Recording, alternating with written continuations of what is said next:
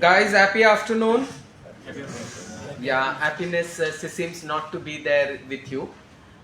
Today we have a topic of interpersonal skills. The first 20 minutes will be a little different from this interpersonal skills, but this is one skill set. If you learn, when you die, at least you will be satisfied and happy. Yes, I lived a life which was fruitful and it was happy.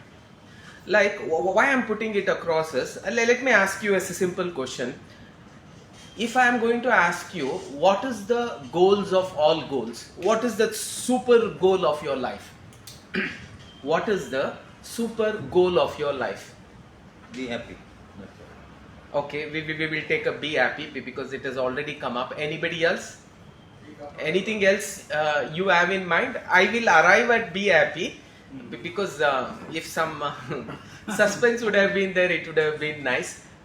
Sir directly came to the point. Yes. See, the goal of all goals is, can you be happy?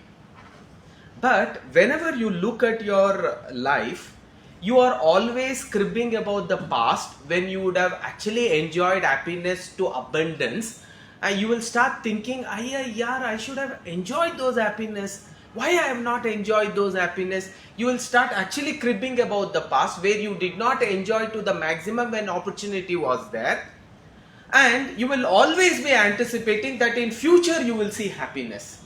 And you will never try to experience happiness in the present. Right now I am taking a class, irrespective of whether you like it or dislike it, the class is happening. The present continuous tense right now is, I am taking the class, you guys are attending the class. Can I keep that happiness as constant? No, our mind will always look for, I think while we were having that lunch, if one sweet would have been given, it would have created a little bit of happiness, and your focus is there. Now tomorrow if the food is served which is not as good as today, you will start cribbling, I should have enjoyed the yesterday's food. Now it was so tasty. I started taking it in limited quantity. So we are always cribbing about the past when we would have actually lived in abundance and happiness. We restricted ourselves. Nobody else restricted.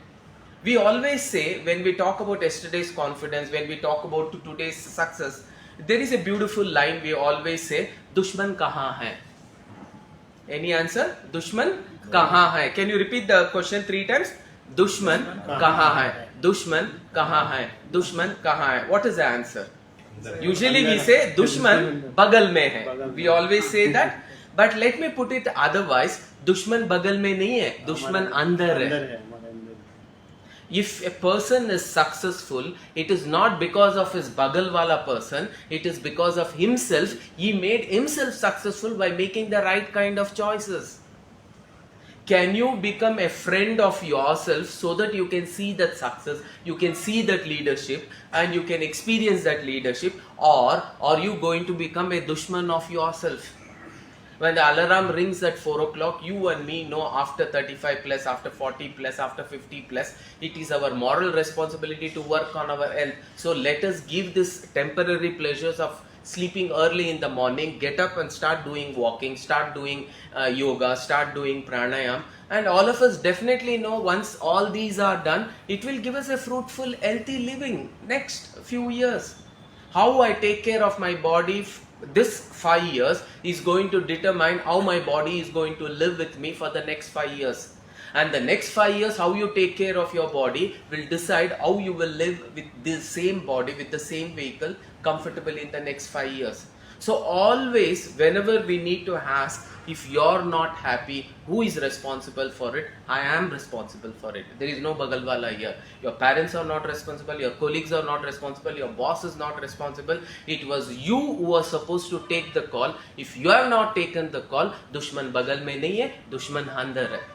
Every opportunity when it comes, if you are not going to grab it with all hands, knowing that there is a stress, knowing that there is a fear, knowing that there is a condition that it may be a failure, it may become a successful, still you did not dare enough to go and take those choices, that means dushman bagal mein nahi hai, andar hai.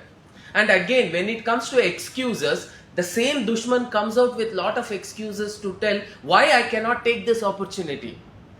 Can you become a friend of willingness so that you say, I want to do that, so that the solution will start approaching you? The choice of whether you want solutions to approach you or you want excuses to approach you, choice was yours. Bagal wala choice nahi kiya hai. A fisherman's son should have been a fisherman. If he would have thought so, then we say the influence in Abdul Kalam had to be his father so that he becomes a better fisherman. No, दुश्मन कहाँ है? अंदर है. दोस्त भी कहाँ है? वो भी अंदर है.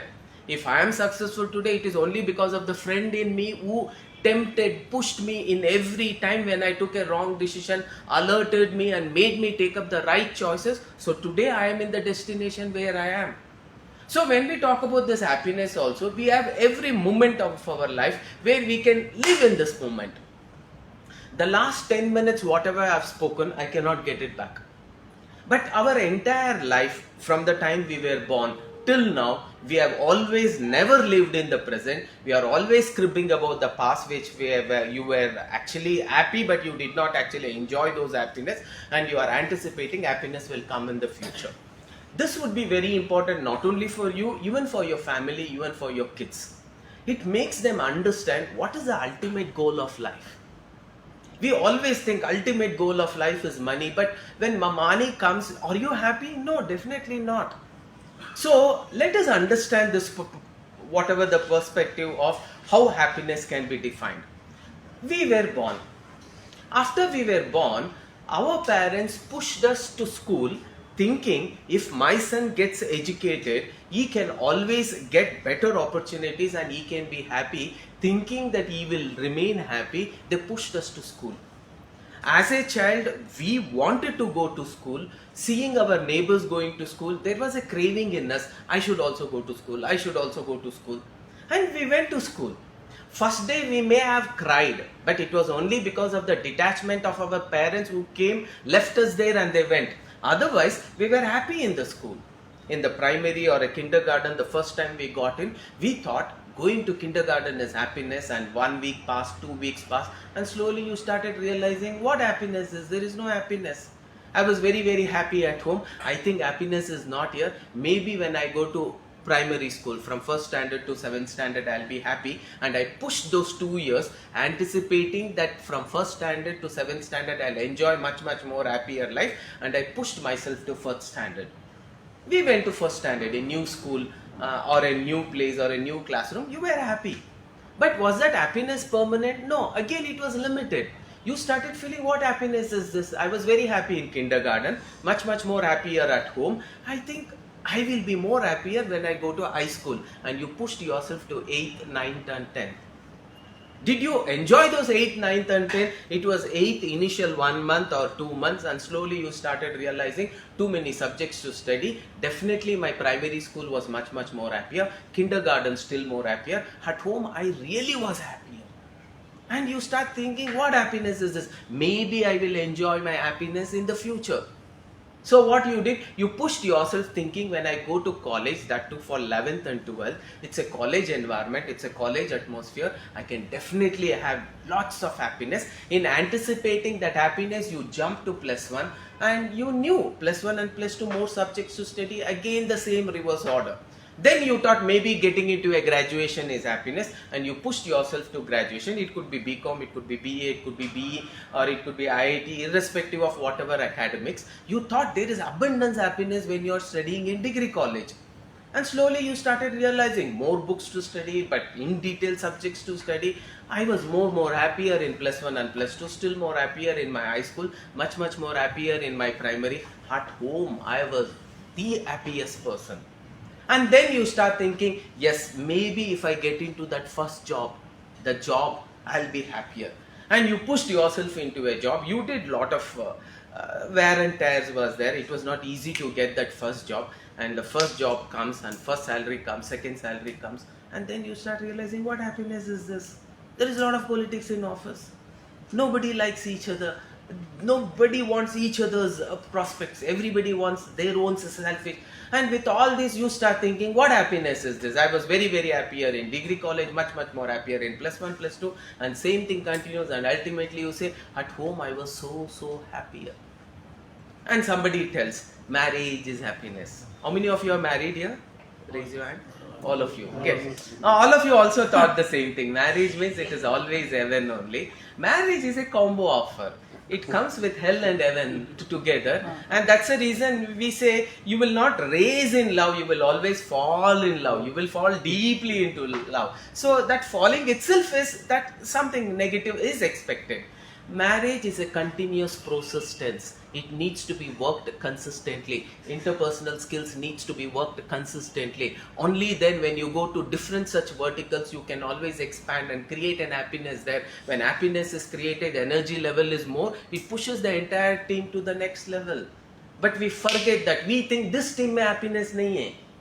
Maybe the next team comes, we will have more happiness. The past team was much better than this. At least you should listen whatever I say.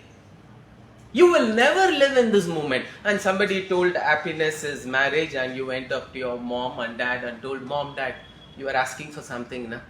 Then mom, dad knows. What was I asking? You were asking for something, am I ready? I am ready. What did we ask for? You are ready. You are going to office only, na? Anything else you wanted to do? No. They are also trying to pull the leg because they know you will not raise, you will fall in marriage. And that's the beauty of it. That's the reason we say if a human mind has to experience both heaven and hell, marriage is the best solution. You will understand both. And then so something happens and then you get married. From the engagement till the marriage and after marriage, maybe 3 months or few of you 6 months, yes, it is heaven always. Because spouse, whoever he or she is, they wouldn't have seen the negative of each other. You would have always shown the positive side of yourself, Though you were an apple, you would have decorated, made up yourself or made up a makeup karke aap mango ki tarah, you would have shown that you are the most gentle mango juice. And when life pushes you, only apple juice will come because internally you are apple only. The same thing would have happened to them also. Both the cases it is the same. You would have seen the good side of each other and then tu my will start and then you will say, what hell is this marriage? I was so happy as a bachelor. I was much more happier in my office and I was still more happier in my graduation. I was still more happier in +1, +2, much more in my primary, and I was the most happiest when I was at home. In this, you start thinking, arey yaar, what is this happiness? There is tantrums every day and somebody says, bacha aa jayega na, gar, devasthan ban jayega, means it becomes a temple. That is what you have heard. Lekin, when the baby is in the neighboring house, it is heaven here. Because you can go every now and then and you can say, Chinnu, how are you? So lovely. And then you can come. And you and me, we know when a son or a daughter, when a child is born in your home, everything becomes a facade. You would have kept your home as though there is a place for everything and everything in its place. You would have kept a timings, there is a time for everything and everything in its own time.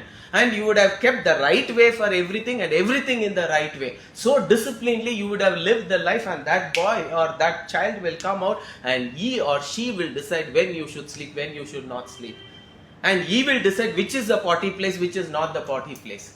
So for him, even if you bring your CEO and introduce him and the CEO says, let me have him, and when he asks, he doesn't know that he shouldn't do so there. He completes off.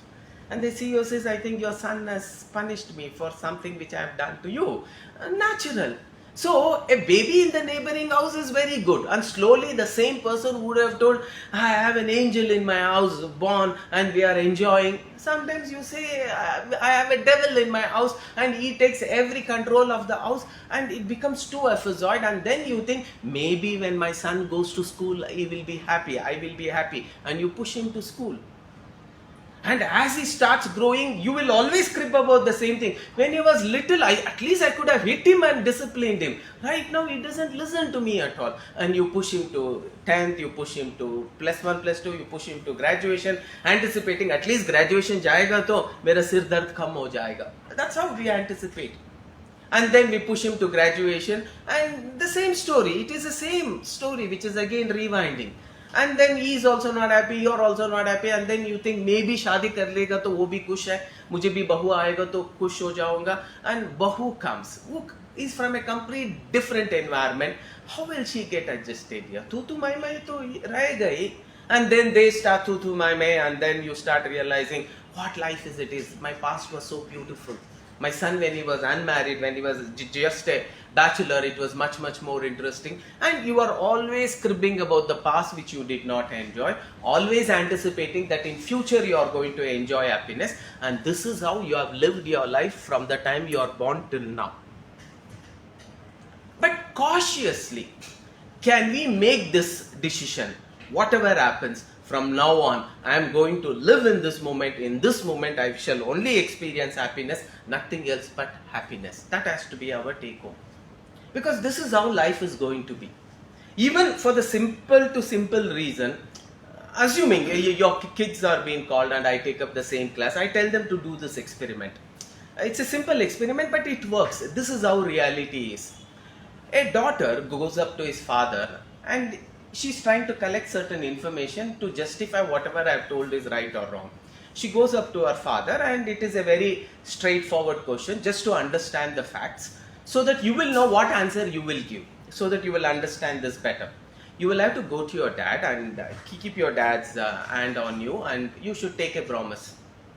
And dad should promise, my dear daughter, I am promising on you whatever I tell will be the truth, nothing but the truth.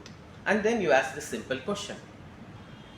Papa, from the time of engagement till marriage and maybe after marriage 2-3 months, how was mother? Was she an angel or a devil?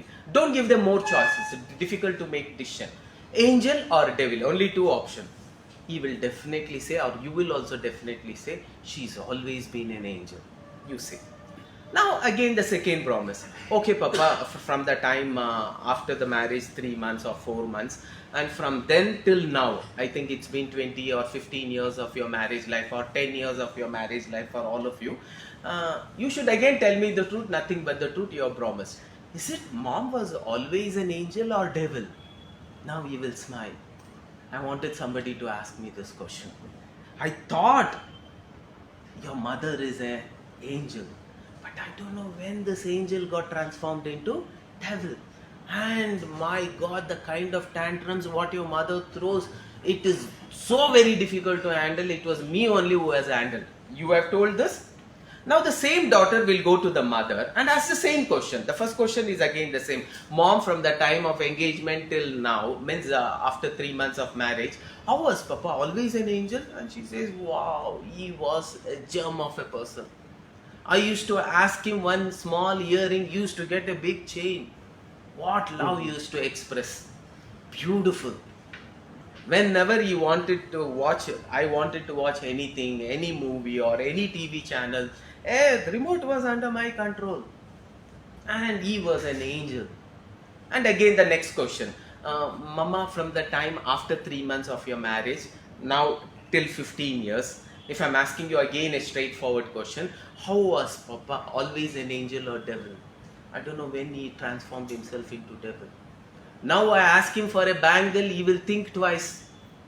First I used to ask for a earring, used to get a chain. Now if I ask for bangle, he never even gets me a small earring. That has become. Forget about the remote, nothing is under our control. Everything we start with tu my. So why is this the difference? And again, marriage is a present continuous tense. It is an interpersonal skill. It has to be consistently worked on.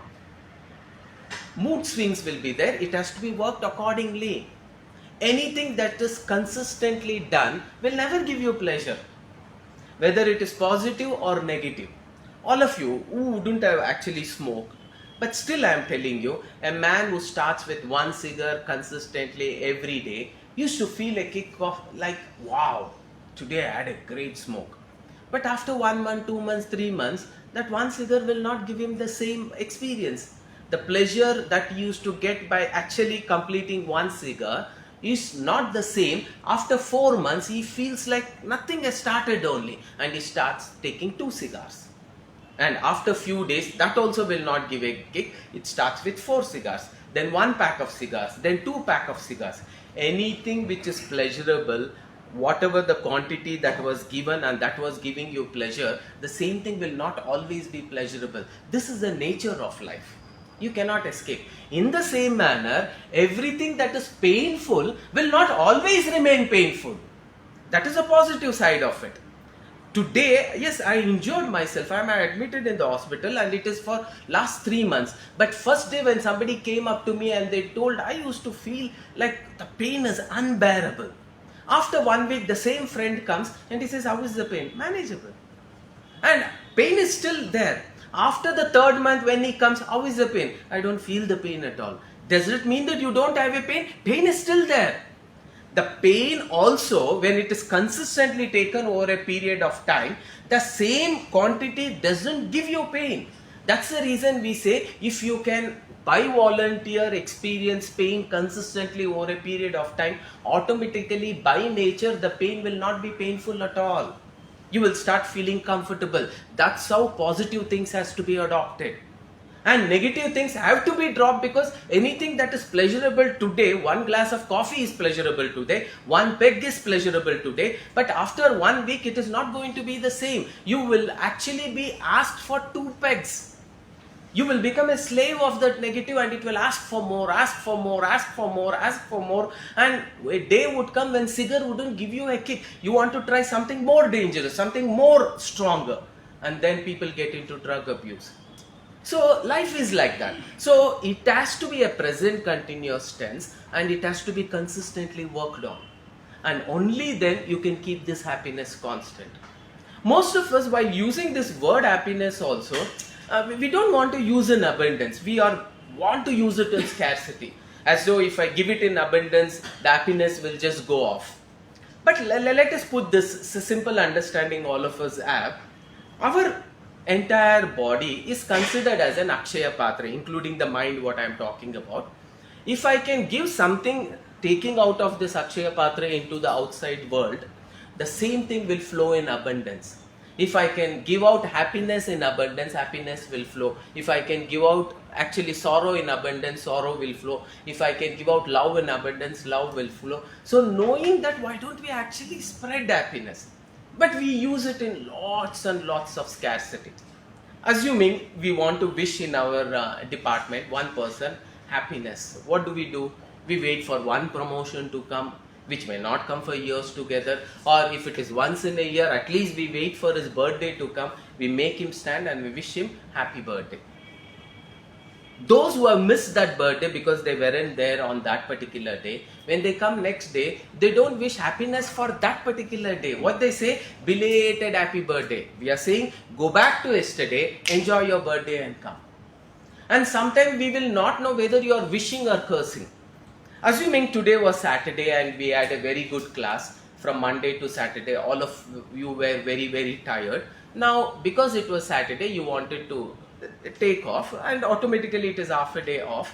What do you exchange with each other? What do you actually say to each other? Happy weekend. Saturday itself is a weekend, but still in our mind, in everyone's of our mind, we assume that Sunday is a weekend and Monday is the beginning of the week. But actual English calendar, Sunday is the beginning of the week. But we will understand from that perspective only. All of us have wished happy weekend. While wishing also we are happy, 100%. Why? Because tomorrow is Sunday. We are so happy. You should imagine how you go from office to home on Saturdays. Most of you travel taking your own free time because you know tomorrow is Sunday. If you are walking by, you will taste all the chats, you will taste all the new hotels, whatever simple things possible, because you know tomorrow is Sunday and you have luxurious time in your hand. And you take some packages to home also, it could be some parcel, and with the family you enjoy, your wife, your kids, everybody is on the top of happiness because they know tomorrow is Sunday and today is Saturday, and you have wished each other happy weekend. You have dinner at your own time because you know tomorrow is Sunday and you eat the dinner so happily. The most happiest dinner had by any one of us is Saturday's dinner. On the other contrary, the most horrible dinner that all of us have is Sunday's dinner. We will come back. Saturday you had your dinner and you binge watch all the serials because you know tomorrow is Sunday. At home also there is happiness to abundance. You don't really look at the alarm to be kept because tomorrow is Sunday. You take your own sweet time and you go to bed at your convenience, maybe 1 o'clock, 2 o'clock, but you go to bed. You get up early in the morning, maybe 7, maybe 8, maybe 9. You are in the peak of happiness. Why? Because it is Sunday. You have your coffee like you have never had on Monday, Tuesday, Wednesday, Thursday, Friday, and Saturday. On Sundays, coffee is the best coffee that you can think of. You are in the peak of happiness and you have your breakfast like you have never had your breakfast. A luxury breakfast, maybe at your own convenient time, 10 o'clock, 11 o'clock. And you wait for that Sunday afternoon lunch to happen because that would be the most luxurious lunch you will have. And after that, you know, when Madhya Pradesh is full, Uttar Pradesh should rest. And you will sleep, lie down in Shavasana, and you enjoy that nap like you have never enjoyed before. And at 4 o'clock, 4:30, something alerts you and you start imagining tomorrow is Monday. You are still imagining. The moment that Monday comes, you feel like going to the calendar, tearing that Monday and taking Sunday 1, Sunday 2, Sunday 3, and the same mind which was in the peak of happiness transforms into miserable, and your boss will come here, your colleagues will come here, your commitments will come here, your projects will come here. Same thing is happening with your wife, same thing is happening with the kids. And it was your own wish. What did you wish? Happy weekend. Once the week comes to an end, your life will become miserable. And the sweetest night was Saturday, and the most dumbest, most scary night was Sunday. You want to sleep, sleep is not coming because you have slept in the afternoon, boss is coming, work is coming, commitment is coming, EMIs is coming. It creates so much of turbulence. If you can conquer that sad Sunday evening, that 12 hours, you can live a life for a longer life. Why? Because that period creates a very high level of stress in every one of us. And that is how Monday becomes a Monday blue. All of us are allergic to Monday, including your boss, including your wife, including your family members. That is how it is going to be. It is going to be. And Sunday you don't get sleep at all. You sleep early in the morning and then in an hurry-burry you get up and everything is happening in a rush. It was your own wish. You should have wished happy Monday. Instead, what did you say? Happy weekend. That means let happiness stay till weekend. Why don't we use happiness in abundance? Why do you want to use it in scarcity? When we can create happiness to ourselves, for no reason we unnecessarily create misery to ourselves. And sometimes the reason could be so stupid, but still we tend to do it. You and me, we tend to do it again and again. I give you an example of 3 idiots. 2 of them saw their results. They were happy. Natural emotions. Look at the devil's emotion. When they go and say only 2 of us, our names are there, and the other person says the other one is on the top of the list, they never wanted him to be on the top of the list. The moment they come to know he is on the top of the list, their happiness turns misery. They thought, agar my fail bhi ho chuka hota, I wouldn't have minded, but that guy coming first, we cannot take it. See how miserable we will be. Our entire life is like that. Let me take one more example and then we will go to that fact. It was one such day where it was a Sunday morning. All of us were having coffee and my sister was offering puja in the puja room and my mom was preparing coffee. I and my dad, we were having the newspaper. There was an headlines. It was the season when Super Lotto lottery was legal in Bangalore also. So every time when the winner is announced, it would be an headline news, and as it is the headline news read, a Bangalore boy wins, 3 crores Super Lotto lottery. Hearing this news, we were happy. I read it louder. My father was happy. My mom was happy. My sister was also happy. She was about to prepare for the diya and then light the lamp. Then mom told, hey, it's such a beautiful day, such a happy day. A Bangalore boy is winning 3 crores of rupees. My sister's name is Manju. Manju, anyway you are lighting the lamp. Instead of oil lamp, you take ghee and you light a ghee lamp. Natural happiness expressed. And then she's taking the ghee lamp and she's getting ready. My father told, read more, let us find out exactly who has bought it. I continue to read and it says, this lottery has gone to Bangalore South. We also live in Bangalore South. We were very, very happy. because it has come to Bangalore South. Our happiness is going high and high and high. And then the person stays in Wilson Garden. We also stay in Wilson Garden. My God, our happiness went above Mount Everest. And then as I read, the boy resides in 11th Cross, and we also stay in 11th Cross. We were very, very happy. Then after that I read 213/60 was our house. 213/61 resides in 213/61 and his name is Ram. There was pin drop silence at home because the 3 crores has gone to the neighbor. The same mom told, oh God, our kids are not visible to you only. Our kids are more intelligent than them also. Devre nyayane illa bidi. Kaliyugadalli there is no truth at all. And all of our happiness, even mine, even my father's, even my mother's, if you were there in that position, the same thing would have happened. And my mother shouted and have you finished lighting the lamp? Then she told, no, don't light a oil lamp also, don't light ghee lamp also, you come back. The same happiness becomes misery. This is not something which has happened, but ask ourselves, are we also in the same role? Yes.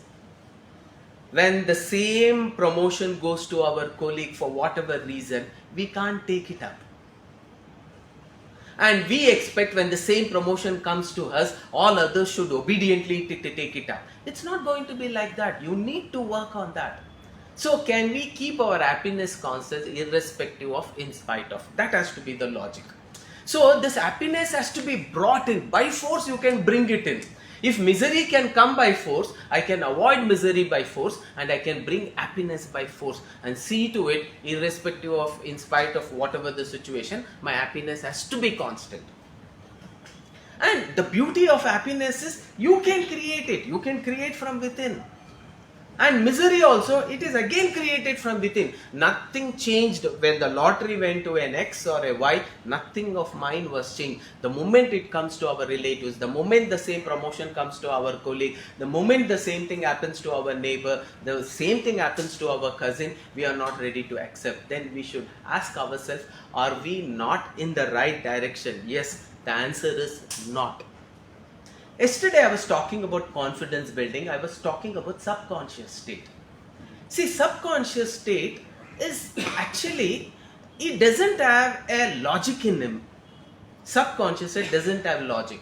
Whatever comes from the conscious mind, he simply takes it up. It doesn't have logic. But the moment he takes it up, that belief system becomes the strongest belief system which nobody can crack. Today if I take Dhirubhai Ambani's grandson, who may come in the future, and ask him to start a project, his mind and his subconscious state is so well programmed, he can never think of any project less than 500 crore. Yesterday I told you. Why?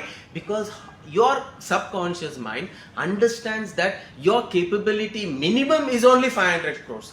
And highest could be 1000 crores, 2000 crores. That's how our mind is built up. That's how our confidence actually gets in and then sits there. So even in this happiness also, it is our own concept. Our mind does not understand. Sometimes it will react for something there is no connectivity at all. So can I use that for positive things? That's the reason we say, if there is a promotion that happens to your colleague, if you can be the person who will enjoy it the most, the genie understands, my master likes promotion, so let me give him promotion. When the same wife gets promotion, or the same colleague gets promotion or a better opportunity, or the same brother gets a better opportunity, same neighbor gets a better opportunity, if you start cribbing about, you are sending a message to the genie, and the genie understands, no, my master doesn't like prosperity at all. He doesn't like happiness only. So let me give what he likes, and he keeps giving what you wanted. You did not enjoy that emotionally. Simple. This is how our emotions work. It simply attracts and you will start reacting. Let me tell you how illogic our subconscious mind is. But as a right farmer, you can sow the right kind of seeds and create permanent happiness forever. There are a lot of such examples. It so happened, I still remember that day, when my mom got a call. She got a call from one of her friend, and her mother had passed away.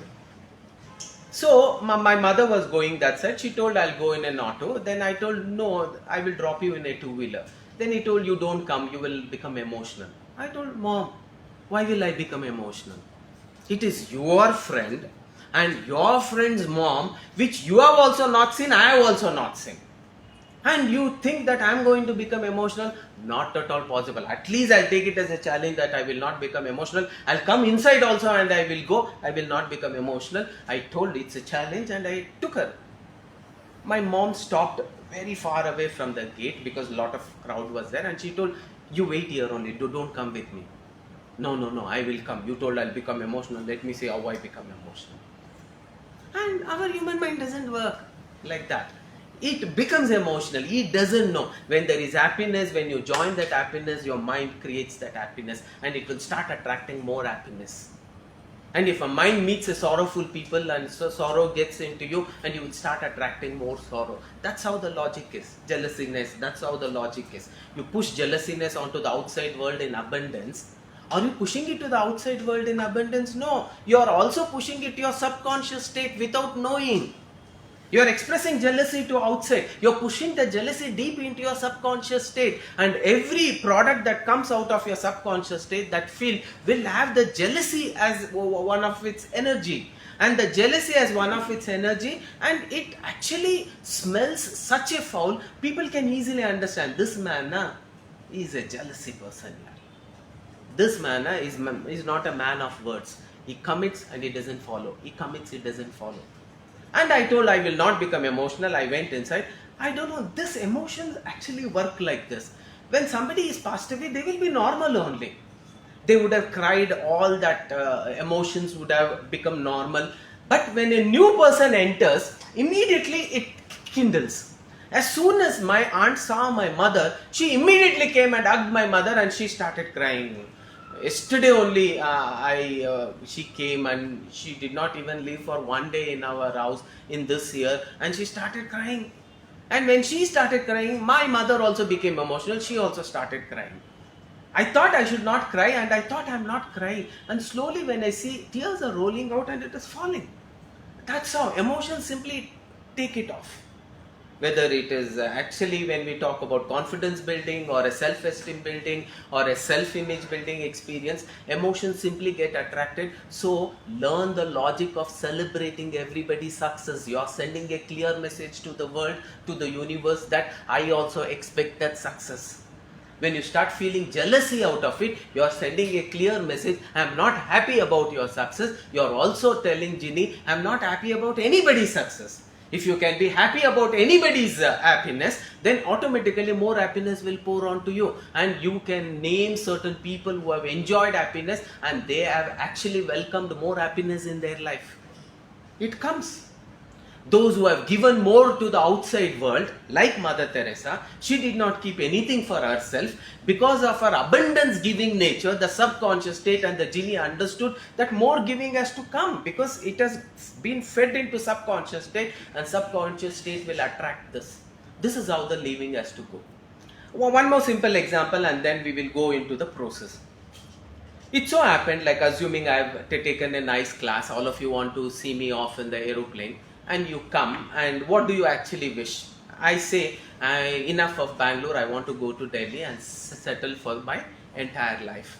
So a group of my students come and they want to see me off. Generally, what all of us will say, happy journey. But when I am going in a flight, that too for a 20 minutes, I don't need that happiness wish at all. Air hostess will anyhow keep me happy. But my happiness is required after I get down and I am living my rest of my life.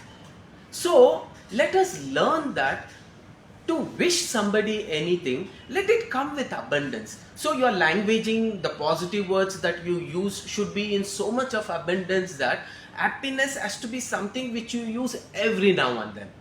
So we are a group of people, instead of wishing good morning, good afternoon, good evening, good night, we make it different. We say happy morning, happy afternoon, happy evening, happy night. It sounds good? So let us all repeat. Happy morning, happy morning, happy afternoon, happy evening, happy night. Most of the time what happens, when we just send the words, it doesn't have energy in it. In order to bring the energy, your mind, body, soul should get involved. We say it has to be a kinesthetic way of actually sending the words. Words not only just carry the meaning, it should also carry that emotions. Most of our languaging is we just throw the words onto the listener, but we will never send the emotions. Sometimes we wish good morning. Instead of that, you shouldn't have wished only. Your interpersonal skill says, if you don't want to wish, don't wish. Don't wish that way, because I don't know whether you're wishing or cursing. That's what I told. Sometimes you don't know whether you're wishing or cursing. So if you can use happiness in abundance, the vessel has to carry the emotions. For the emotions to be carried, physical body involvement will have to happen. That's the reason we say exercise only gives exercise to the body. There is no feeling of it at all. But when you do yoga, it is a togetherness of mind and body. When mind and body comes as togetherness, you will get maximum effect. That's the reason we say yoga can give you better health than normal exercises. And with the breathing techniques, with the right kind of emotion set. So we will use little bit of kinesthetic body actions, because any song, when it is done with proper movements, it looks nice. Okay, all of you, when I say happy morning, we will take it to the forehead level. Happy morning, happy afternoon, happy evening, happy night. All of you do. Free your hands. Happy morning, happy afternoon, happy evening, happy night. Again, happy morning, happy afternoon, happy evening, happy night. It's not coming out. Happy morning, happy afternoon, happy evening, happy night. Rhythmically, look at my lungs. Look at my facial expression, look at my smile, look at my energy, and look at your energy. It has to be a beating energy better than me. So with a loud voice, with a strong voice, and with the voice which is not connected to the kidney, it should be connected to the heart. Most of your languaging will always be connected to kidneys. So, good morning, good afternoon, have you come? Come, sit. When are you going? The person who has come, he would like to run away from that place. That is the energy you send, but your words are so positive, and your energy that is being sent will become so negative, because words are not mere words. It's a container carrying emotions. It has to be filled with emotions. So with a smile in the face, happy morning, happy afternoon, happy evening, happy night. Morning at the forehead level, afternoon at the chest level, at the abdomen level will be evening, and below your waist will be your night. Okay, ready, steady, go. Louder. Happy morning, happy afternoon, happy evening, happy night. Again, happy morning, happy afternoon, happy evening, happy night. Again, happy morning, happy afternoon, happy evening, happy night. Why only morning, afternoon, evening, night? All the week we should be happy. Yes. So everybody, happy Monday, happy Tuesday, happy Wednesday with me. All of you know Monday, Tuesday, Wednesday, na? Oh, we will say. Ready, steady, go. Happy Monday, happy Tuesday, happy Wednesday, happy Thursday, happy Friday, happy Saturday, happy Sunday. Just to be rhythmic, because we want Monday to be more happier, followed by all the days. Sunday naturally will be happy. So let us do it little rhythmically. If this is the way you are standing, Monday, Tuesday, Wednesday, 3 days here, Thursday will come straight. Thursday, Friday, Saturday, Sunday in a clockwise direction. Okay? Happy Monday, happy Tuesday, happy Wednesday. Thursday is straight, happy Thursday, happy Friday, happy Saturday, happy Sunday. I am not touching here. From this place, V shape. When you are communicating, your V is very important when you are addressing people. They should come within that V so that your energy can be passed on to them. One of the interpersonal skills is communication skills. And in that communication skills, non-verbal communication skills is very important. That is what will hold the attention of the audience.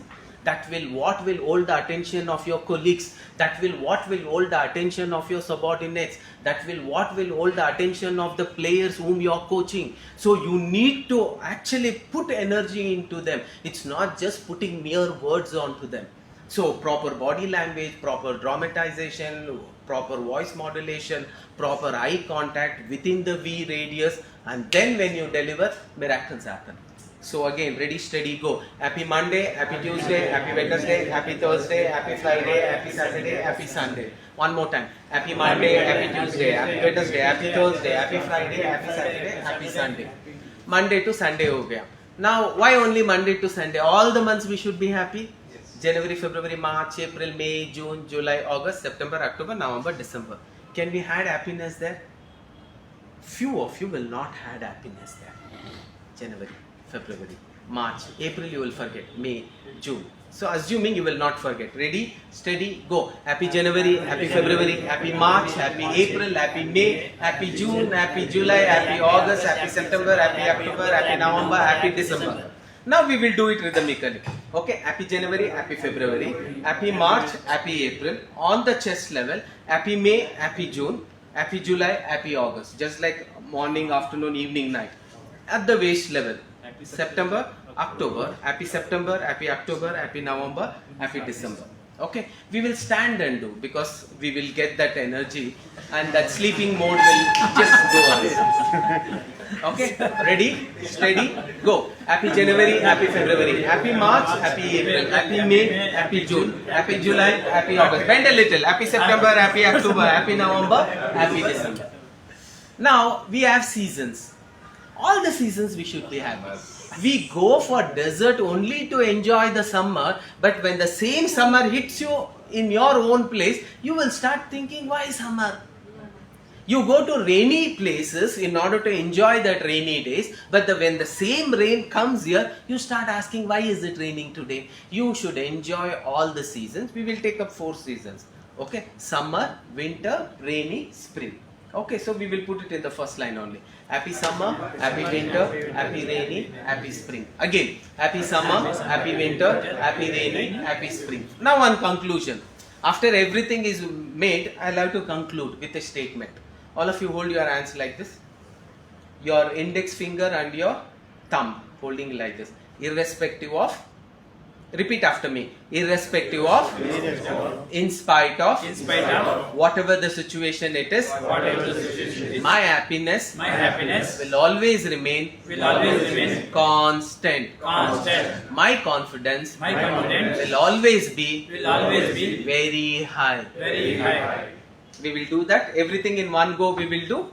Ready? From morning, afternoon, evening, night. Then comes Sunday, Monday night, Monday, Tuesday to Sunday, then January to December, then for 4 summers, then irrespective of, in spite of whatever the situation is, my happiness is going to remain constant. My confidence is always going to be very high. Okay, ready, steady, go. Happy morning, happy afternoon, happy evening, happy night, happy Monday, happy Tuesday, happy Wednesday, happy Thursday, happy Friday, happy Saturday, happy Sunday, happy January, happy February, happy March, happy April, happy May, happy June, happy July, happy August. Bend. Happy September, happy October, happy November, happy December, happy summer, happy winter, happy rainy, happy spring. Hands like this. Irrespective of, in spite of, whatever the situation is, whatever the situation is, my happiness will remain constant. My confidence will always be very high. Beautiful. Now, 4 at a time you will come and we will do it here. 2 year, 2 year. Sir, one of you see all the videos are coming. One of you can click the photos. Come, sir. Sir, all 4 of you, come, sir. And please check whether happiness is coming from the kidney or from the heart. Come, sir. Sir, one of you check this. Ashbeda, sir, Ashbeda. Bartidiya. Alla, avuru bartare. Bani, sir. We will banbe. 4 of us. Come, sir. You join us, sir. Please come. Alla, avaru amel bartare. Sir, ನೀವು banbe. 4 of us. If one of you can jump there, you can turn the video camera. Yes. Full birthday. Join, sir. Join. Okay. Ready? Steady? Go. Happy morning, happy afternoon, happy evening, happy night. Again, happy morning, happy afternoon, happy evening, happy night. Happy Monday, happy Tuesday, happy Wednesday, happy Thursday, happy Friday. Sir, clockwise from this way to this. Okay, we'll again start. Happy morning, happy afternoon, happy evening, down, happy night. Again, happy morning, happy afternoon, happy evening, happy night. Happy Monday, this side. Happy Monday, happy Tuesday, happy Wednesday, happy Thursday, happy Friday, happy Saturday, happy Sunday. Happy January, happy February, happy March, happy April, happy May, happy June, happy July, happy August, September, happy November, happy December, happy summer, happy winter, happy rainy, happy spring. Hands like this. Irrespective of, in spite of, whatever the situation it is, whoever my wife is, my happiness will always remain constant. My confidence will always be very high. Thank you very much. The next four of you come, sir. Please come.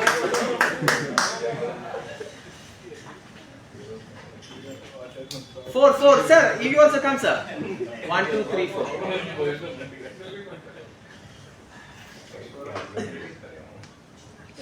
You should go home and do this. And after this moment, there shouldn't be any moment where happiness should be remembered. People should say, hey, that happy boy aa gaya. The moment you enter your office, whatever your name is, hey, happy Malik sir has come.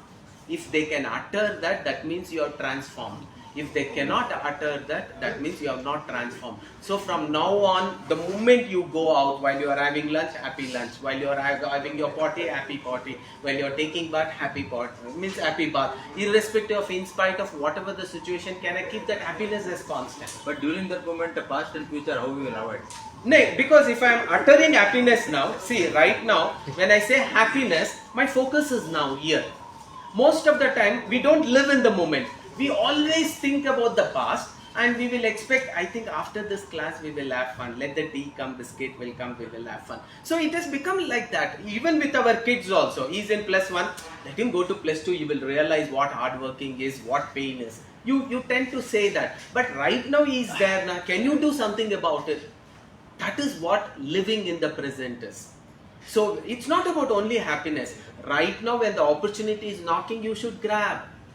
When the opportunity is knocking, you don't raise your hand and say, I want to be a part of insert 1, insert 2, insert 3, whatever. I want to be a part of 2020 World Cup captainship. Yes, that is when opportunities come, you will have to, you will always think, maybe next year I will see. And then when that next year comes, last year I had got an opportunity, I should have really taken it. I did not take it. It should not happen. So most of our experience and opportunities, when it comes, when we need to grab, we will never live in this moment and use that opportunity. Always cribbing about the past, always pushing good things to the future. Happiness is something, enjoy now. Opportunity is coming right now, you take up the opportunity instead. Going to marriage and wishing happy marriage life. That's also big. Yeah. So that happiness has to be constant every time. And you should tell them, let there be happiness in your quarrel also. Because you cannot avoid quarrel. Misunderstanding will always be there. But can you create happiness in that misunderstanding also? Enjoy it. That perspective of actually enjoying it. There is a way when, if you can Google and if you can find out, oh, that was one thing that I told sir. That system is, though it has come from the other place, we as Indians, we have been following it. Our entire Japam is always about that. When I need to go and meet a person, I can use that Japam technology or self-pepping technology or communicating with the universe technology or communicating with the God technology and create an ambience so that when you go there, whatever you are expecting to happen, it should smoothly get over. It will automatically happen. It is there in our pujas, it is there in our yagnas, it is there. So we are been doing it, but we are not aware, that's all. That's the reason they say it 101 times, they say it 1001 times, they say it 10,001 times, and it will definitely hit the vibration will definitely touch the person. Just like a signal is weak here, and when I utter it multiple times, signals will increase. When I rub my and little, friction is created little energy. When I consistently keep rubbing for 1 hour, you don't know the kind of energy what it generates, you cannot feel it. You will stop after half an hour only because it would have generated so much of heat. So that way it is always normal, you will have to practice. So come close by, are we in the frame? Yes sir, ready? Yes. Steady, go. Happy morning, happy afternoon, happy evening, happy night. Let's take some photos. Happy morning, happy afternoon, happy evening, happy night. Happy Monday, happy Monday, happy Tuesday, happy Wednesday, happy Thursday, happy Friday, happy Saturday, happy Sunday.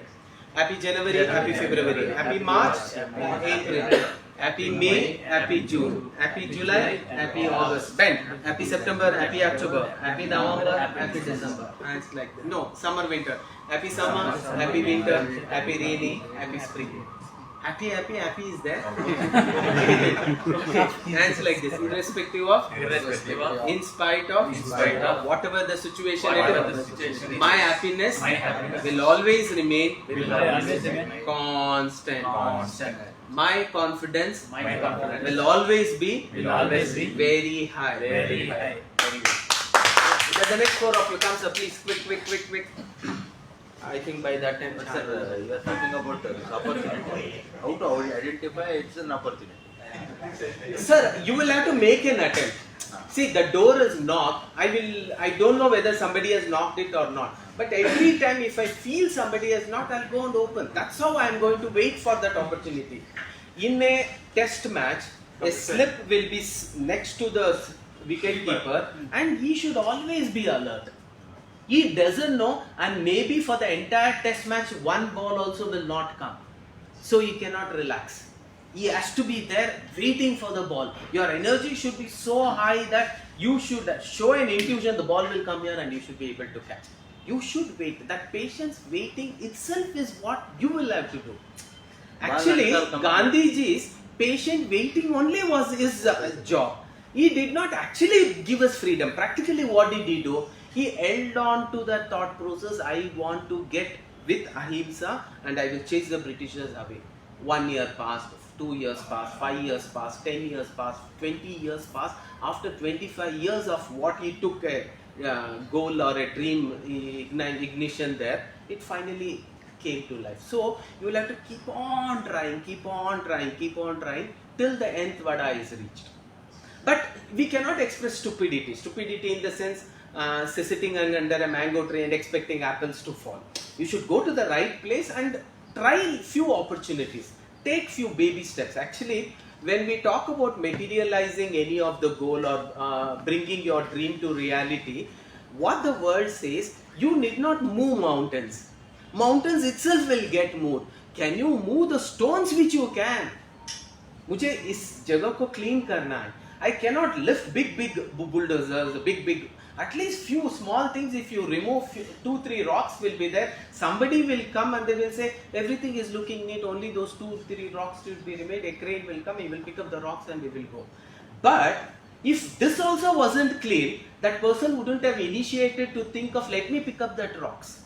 So in always remember, when you want to materialize your goal, you will have to only take few baby steps in the direction where you are going. You cannot catch a bus which is going in opposite direction and expect मुझे कश्मीर जाना है, लेकिन बस तो जा रहा है Kanyakumari. That stupidity we cannot do. That means sitting under an apple tree and expecting mangoes. If your goal is I want to be a CEO of this company, at least in that building your entry should happen. Somewhere in that building you should start working, entry level. Next, on a daily basis, if not, at least on a weekly basis, you should go and understand his work duties. Iska to-do list. Somehow you will have to catch hold of the to-do list and you will have to start understanding that. So these are all something which you are trying to take your closest step towards occupying that chair. No, भाई दूर से buildings के बाहर से मुझे CEO बनना है नहीं होगा. At least get into the building. Get into one particular place. Don't become stagnant in one place. Anything that is stagnant in one place stains. Even a water, mineral water, when you put it into an open space, it stinks. You will have to keep shifting, making the right choices. Sometimes it will take a lot of time to see whether you are in progress also. But the moment the progress starts, it happens logarithmically and very fast. For that we use these examples of Chinese bamboo tree. All of you can go through this in Google. Chinese grow one particular kind of a bamboo tree where the seed is put deep 6 feet inside the ground. Why it is? Because when we look at these bamboos, the roots have to be deep rooted. If it is shallow rooted, everything will fall down. So they put it so deep and they will never have any vision that something is going to come. When you look at the entire land, every day watering has happened, every day a little bit of surface flowing has happened, every day manure has happened. For first week nothing is visible, second week nothing is visible, third week nothing is visible, fourth week nothing is visible. Even after 30 days nothing will be visible. On the 31st day, when you start digging a little bit, you will see a small sprout is visible in all the places. But from there, within next 1 week, you will see a 6 feet bamboo tree. In next 1 week, the 6 feet becomes 12 feet, 12 feet becomes 24 feet, and then you will be surprised that whatever time it took for it to actually sprout out, if it was 1 month, within 25% of that sprouting, you can see a big, large bamboo staying there. So that is how our goal, sometimes manifestation happens. You will never be able to see anything about sprouting at all. But you will have to believe so. You will have to send the right kind of vibes, right kind of informations into it, and take care of it by arranging the things so that when it sprouts, you have a place and designed for it. So that way, when it is done, it happens. Okay, ready, steady, go. Happy morning, happy afternoon, happy evening, happy night. Happy Monday, happy Tuesday, happy Wednesday. Happy Wednesday, happy Thursday. Thursday straight, Thursday straight, Thursday straight. We'll again come. Where is your straight? Straight is this. Okay, ready, steady, go. Happy Monday, happy Tuesday, happy Wednesday, happy Thursday, happy Friday, happy Saturday, happy Sunday. Happy January, happy February, happy March, happy April. So you're throwing it like this. A little bit, just like Pushpa. Okay.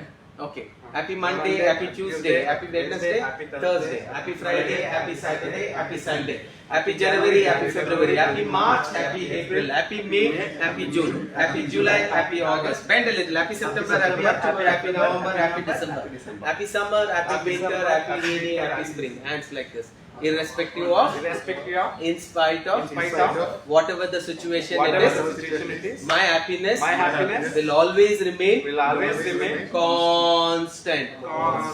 My confidence will always be very high. Thank you very much. Yeah, the next four of you come, sir. 4, 5, 6, also 6 of you, sir.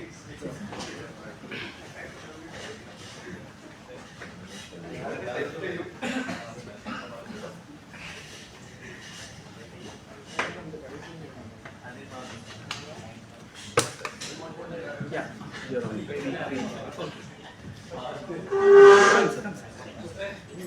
Ready? Guys, is the camera catching us? I'll be sharing this video link. So sometimes you don't need motivation, but sometimes what happens, you need an external push. I'll share this link. You can always recollect. Okay? Ready, steady, go. Happy morning, happy afternoon, happy evening, happy night. Happy Monday, happy Tuesday, happy Wednesday, happy Thursday, happy Friday, happy Saturday, happy Sunday. Happy January, happy February, happy March, happy April, happy May, happy June, happy July, happy August, happy September, happy October, happy November, happy December. Happy summer, happy winter, happy rainy, happy spring. Irrespective of, in spite of, whatever the situation it is, my happiness will always remain constant. My confidence will always be very high. Thank you.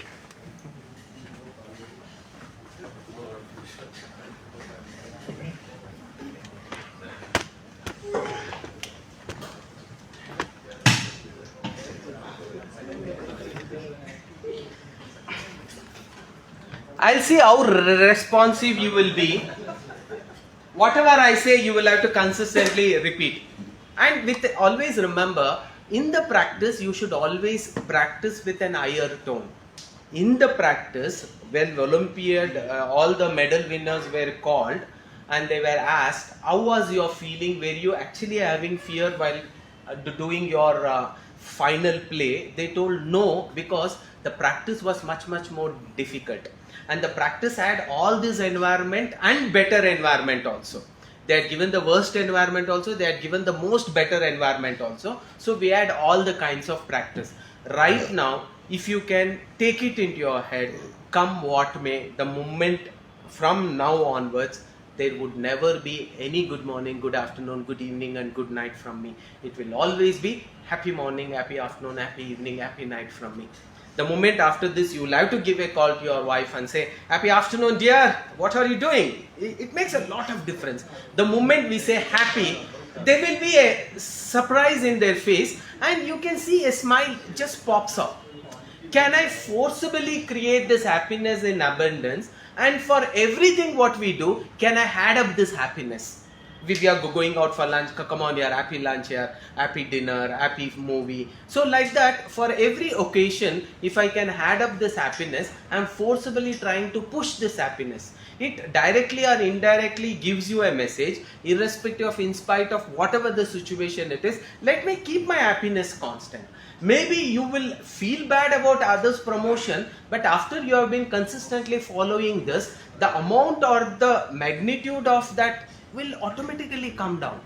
And when you forcibly keep on pushing this positive thoughts through your conscious mind to the subconscious state, slowly subconscious state becomes so powerful that it will naturally start spreading happiness. Even by the smile what we give, you can see a glow in your face. Beautiful example could be Mother Teresa. You could never imagine any of her clicks where she would have had a frozen face, where she would have had a face with sadness. Not at all. Even in her old age, you feel like that Mother Teresa's old aged photos is more catchy, it's more attractive, is more of positive vibes, it's more of happiness you will start feeling. Holding a child, when it is your own child, you feel comfortable, you hold it, you cuddle it, it is nice. But when you actually see a child who is little dirty, she has mud all over, she has shit smears all over, she is actually having leprosy, we and you and me will hesitate to go even close by. Mother Teresa was not so. She used to go, she used to take a cuddle her. It is highly impossible to even think of it. She had that abundance happiness, abundance love. That happiness was filled with so much of pure love. Anybody who went into our, what we call it as a comfort zone, they felt so purified and they used to come out. So that was the very reason why she could actually build such a big network of hospitals which was spread all across the world, and she was managing it all alone. And people used to work for her like they are working for their own hospitals. That is the kind of way they used to serve the people. The nurses who used to work there, the kind of, I don't know, maybe such personality development classes or were given to them, that they used to serve the patients thinking them that is the most nobler cause for which they were born, and that is their ultimate goal of life. That is how some of the nurses who are working in those hospitals still now serve. So this was brought up by her. So that abundance, happiness giving has to be your attitude. So you meet your boss, happy morning sir. You meet your subordinates, happy morning Ramesh, how do you do Ramesh? How are your kids Ramesh? Happy exams for your son, I think he's having an exams from the coming days. So like that, can you add up happiness as a constant for every word? If anybody is living happy journey here, that's also fine. After happy journey, you will have to stay there also, have a happy night. So happy morning, happy afternoon, happy evening, happy night, it has to come consistently. It has to be used without ever hesitating even a bit. It doesn't come spontaneously. You will have to practice. Maybe today, tomorrow, then afterwards it gets diluted. You will have to push yourself and then you will have to practice, then it will happen. So the first and the foremost interpersonal skills is, I know the goal of all goal is happiness. Can I spread happiness in abundance irrespective of whom I am meeting or whoever is under the influence of me, in the circle of influence of me, or whoever is in the closed verticals of me. If I can spread that happiness, that is the best interpersonal skills you can handle. You get into a problematic area. You get into a problematic area with a frozen force, with an unhappiness, with an hatred, with a jealousy, no problem will get solved. You enter into the premises with happiness. Happy morning guys, I know there's a problem. Let us see how we can solve the problem. With that enthusiasm when you go, automatically the problem gets solved. And most of your past problem also, you also know. You did not go there and you did not do a miracle to solve. Miracle happened. You happened to be in that place, so the credit went to you. That's all. And nothing in life happens out of coincidence. Everything is incidental. Even today's class was incidental, this group was incidental, all of you coming together was incidental. I was also one of the element which was introduced incidentally. Maybe it is not all the points, 1 or 2 points would have gone deep into your subconscious state and it would have shaken you from the core. And that thought process you would have released. Why don't I sit on that chair, which I always wanted to? Why don't I deserve that I should sit on the chair? And let me write that introspection right now, and on an everyday basis I will have my book, which I call it as a vision board and a vision book. In that vision book of 200 pages, every day I shall write at least 9 times until and unless I reach that the destination. Let it be 10 books, let it be 100 books, I'll keep on writing. You are making an hard copy of your statement and you are submitting it to God. There is no way, if God has to consider, first hard copy will be considered and then the other copies will be considered. So let us keep working towards it. So today the topic was interpersonal skills. One of the best interpersonal skills that you could actually do is create an happiness for each other and create that happiness forever for yourself and for your whoever is the close ones. So that is one of the important skill set that you need to learn. Now, into today's objective, I am going to discuss about interpersonal skills. What is interpersonal skills? Interpersonal skills is also called as people skills. Interpersonal skills is also called as soft skills. Interpersonal skills is also a combination of soft and hard skills. So interpersonal skills also has excellent communication skills. We will try and understand what is interpersonal skills, what are the components of interpersonal skills, and how to improve my interpersonal skills. Again, when I know what are interpersonal skills, in all those verticals of interpersonal skills, you should do a critics to yourself and you should start rating from 1 to 10. 1 being the lowest and 10 being the highest. Every verticals. You cannot be 10 out of 10 in all the verticals. If it was yes, you would have been somewhere else.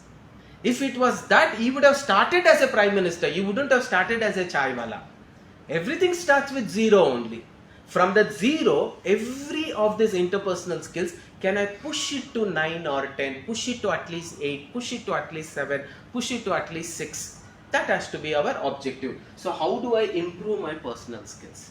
So we will look into these aspects. Generally speaking, when we say interpersonal skills, it is a skill set that is required to communicate along each other. This is in simple terminologies.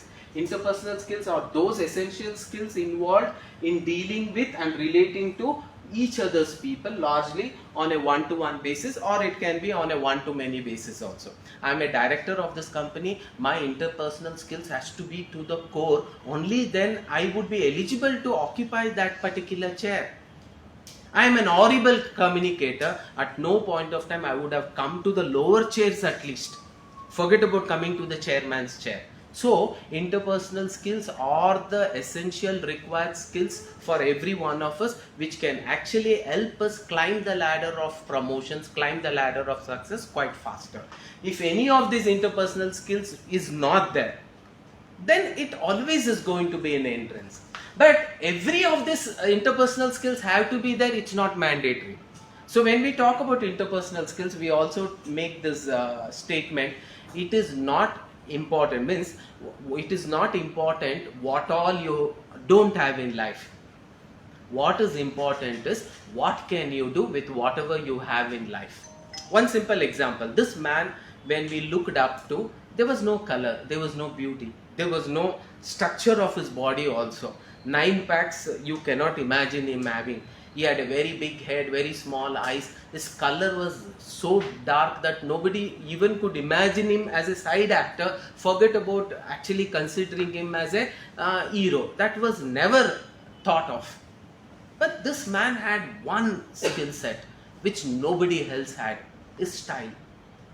He continued to work on this one skill set. When I say interpersonal skills, even style is a statement you actually do, and this style became his statement of how he addressed people, and over a period of time this style took over the front stage and the other things took over the backstage. But he worked on various skill set which he could change.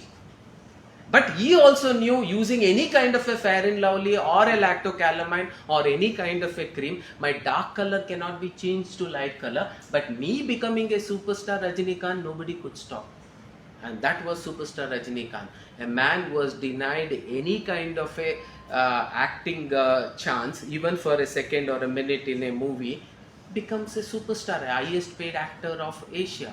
So that was only possible because he worked on the interpersonal skills of whatever he did not have.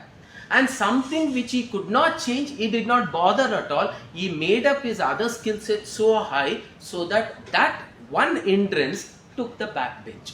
His color took the backbench. His physique took the backbench. And his style and his way of delivering the dialogues, okay, and the way of putting out emotions, he was really one of the best. There is no doubt at all. Like that, we will try and understand how do you work on interpersonal skills.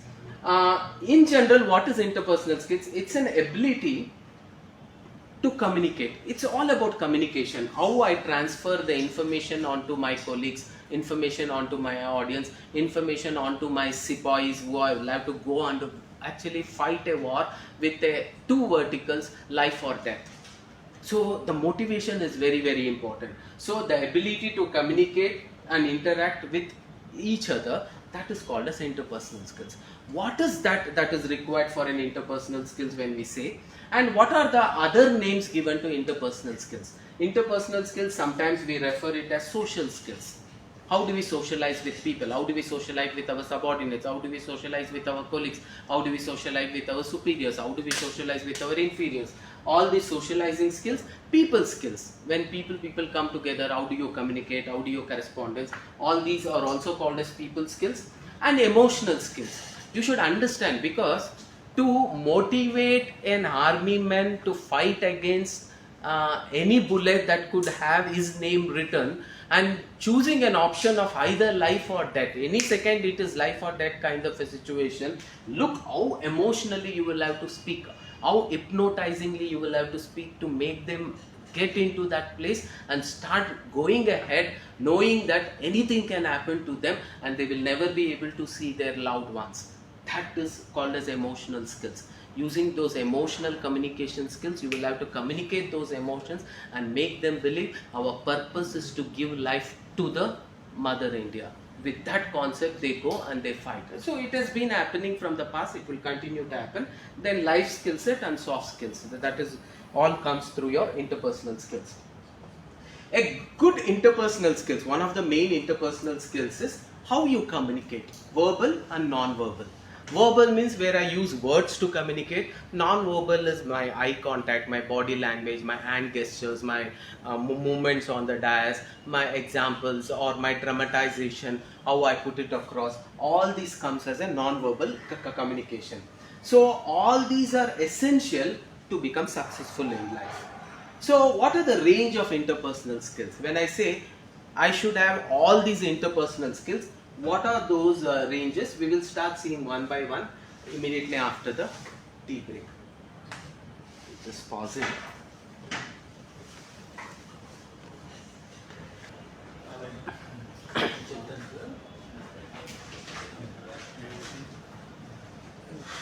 Anyway, those who are joining can join us. I want all of you who have come here, what is active listening skills? Other than this, there are also a lot of other interpersonal skills.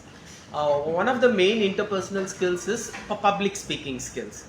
Like what I do, if all of you can develop a little better or much better public speaking skills, addressing skills, or seminar handling skills, or group discussion skills, like in a group addressing skills, this has to be developed by practice only. So that is one of the skills. You can call it as public speaking skills, you can call it as presentation skills. You have a product, you have a project, or you have a situation, or you have a problem. How do you present the problem to the audience in a manner they can understand it without any confusion, without any misunderstanding? That is also an amazing interpersonal skills. A director who becomes the senior most director of a company, he would be chosen to become the director because of this presentation skills. Any kind of a project can be explained by him in a manner that it looks very simple to be executed. Okay, and the precautions that has to be taken, he will explain it in a manner there is completely no misunderstandings at all. So that skill set is also important. Now, active listening skills. Anybody would like to throw importance on what is active listening skills? Anybody will try to make it interactive. See, most of the time we say, we have to listen completely what. More than listening also, we also say, can you try and read between the lines? That means certain words are not even spoken, but you can send that emotions and the listener can easily catch it up. So being an active listener is very, very important, because in most of the time, even as an husband, if you have played your role as a good husband, who is a good husband? There are three kinds of husband: good husband, very good husband, God husband. Who is a good? Okay, God husband. Who is a good husband? There is a problem and there is a tussle, and he knows it is his mistake. So he naturally admits it with his wife, saying, "Amma, I'm very sorry. I know it is my mistake. It happened by mistake. It shall not be repeated." He is called as a good husband. Very good husband, he doesn't know whether it is his mistake or our mistake. In the team, I don't know whether it is my mistake or the team's mistake.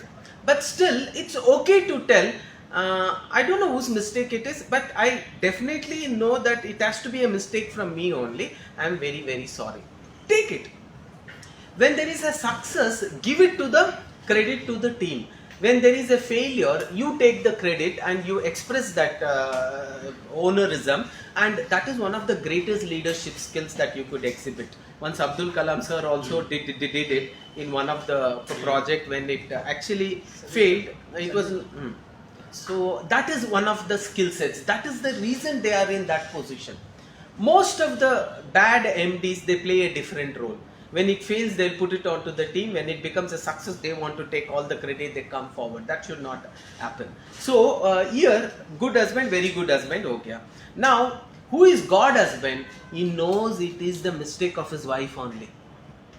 But still he says, no ma, mera mistake hai. I am sorry. It can solve 99% Allah, 100% of all your problems and misunderstandings. A good leader is the one, it's okay, you take it on your head. Next time they will be ready to take bigger risks. Uri surgical strike was not an easy decision. Confidence had to be to the peak. Because any wrong happened, the leader had to take it on his head. He was so confident that he told it very boldly that कुछ भी हो जाए मैं उसका जिम्मेदार लेता हूँ, आप आगे बढ़ो. That confidence was required. And it has to come from a leader. And he has to read between. A good listening skills is so much required that the army men kept on telling, it's not easy with the kind of weapons what you have given. It's not easy with the rules that you have defined to stand there and guard our country, which is our moral responsibility. Not knowing which bullet is going to hit us, we still stand there, and sometimes when the bullet hits us, we die, and our own colleagues who look up to us, they will ask, "Saab ji, udhar se goli chal raha hai. क्या हमें गोली चलाना है?" He is asking his senior. And वो senior बोलता है, नहीं रुको रुको रुको रुको, इंटरनेशनल प्रॉब्लम हो जाएगा. चाइना से गोली चल रहा है, लेकिन फिर भी साहब जी हम वापस चलाएं? नो नो नो, रुको रुको रुको रुको. This was told and it fell into deaf ears. Why? They were not actively listening. Sometimes we listen according to what we want. We listen to our convenience. We don't listen to the other's convenience. And he used to ask the major sir, उधर से गोलियां निकल रहा है, 3 आदमी को गोली लग गया, क्या हम लोग वापस रिटेलिएट कर सकते हैं? नो नो नो, रुको, मैं जनरल से पूछता हूँ. जनरल सीनियर जनरल से पूछेगा, वो डिफेंस मिनिस्टर से पूछेगा, वो डिफेंस मिनिस्टर बोलेगा रुको रुको रुको, मैं एक बार प्राइम मिनिस्टर साहब से बात करता हूँ. एंड प्राइम मिनिस्टर साहब आएंगे और बोलेंगे no no no, international news हो जाएगा, we don't want sanctions right now, you don't retaliate. साहब जी 10 लोग मर गए. But today there is a leadership skills who is an active listener. It is not that it has not been listened. Everybody kept on telling it should be done, it should be done, it should be done. And he comes there and says, अगर आपको लगता है उधर से गोलियां निकलेगा तो सोचो मत, पहले गोली चलाओ, उस गोली का हिसाब नहीं मांगेंगे, बाद में आप कुछ भी कर सकते हो. This was the leadership skills that was required. One or two such examples. See, even collecting funds and building up something was not an easy task. Even for when we talk about Dr. Manmohan Singh, our economy had to be improved, so foreign investments had to be brought. So when he took up this stand, it was not an easy stand. Everybody knew that this could actually bring a difference, but one man dared to do that, and that was Manmohan Singh. And today, if the economy is somewhere in a stable condition, yes, Manmohan Singh's decision then was also very much important. Demonetization was required. It is being told by experts. Even Manmohan Singh himself told during the rule that we will have to change the currencies because currencies misuse ho sakta hai. Currencies can get accumulated in one place as black money. So regular changing of this currency when it is done, accumulation of black money, duplications of the money in the foreign countries and using it for the devastating purpose will automatically can be avoided. Can we do the demonetization every now and then, which all the countries are doing? But Manmohan Singh could not take up the decision because his own team did not support and his senior member who actually made him the prime minister did not support. But one man, when he becomes a prime minister, he says, chalo karo, I know it will bring difficulty to few people, but for the betterment of the larger, it's okay. Let us sacrifice this few. We will try to manage. And that man took a decision. Like that, active listening is where you will get involved and you will start taking decisions. It is not that it is not being told, it is being consistently told. But one man listens and he wants to take a call, that active listening skills has to be given importance. A project has to be executed, some urgency is there. Right kind of weapons are not there, right kind of bulletproof jackets are not there, bulletproof helmets are not there. Yes, they kept on telling. But listening skills, when will it come? When you actively want to listen in order to help them. That is called as active listening skills. In order to become the director, you need to be an active listener. Make everybody feel they are important and be an active listener. Teamwork. Always remember, you cannot be a one-man army. Even in IT companies, when people want to recruit you, if you are too technically sound and if you don't have that gel well capabilities in you, that you cannot gel with a team, then you become a useless product there. So every success of any project is always going to be a teamwork. So you should have that team building capabilities, you should have that capabilities to work in a team, you should have that capabilities of working together, dividing the work and working together. That is called as teamwork capabilities. That should be there in you. Yes, responsibilities taking. This is also one of the very important interpersonal skills. When small responsibilities are assigned to you, when you take that responsibility and you execute it superbly and you bring phenomenal good results, automatically a better opportunity will come. 2020 World Cup captain, it came. It was not his choice because there was no other person ready. It came as an opportunity to him. He took that opportunity and he executed that responsibility so nice, and results also came positive. So there was no looking back. Automatically higher responsibilities was given. Now each and every one of you, when you were given a responsibility, did you take up that responsibility and do it up to the mark? This is also one of the skill sets. Every time a responsibility is given, people should start trusting you. इसे assign दे दिया ना, हो जाएगा काम, अब चिंता मत करो. ये रवि को दिया है, नहीं होगा, देखो दो तीन दिन वो इधर उधर पोस्टपोन करता जाएगा.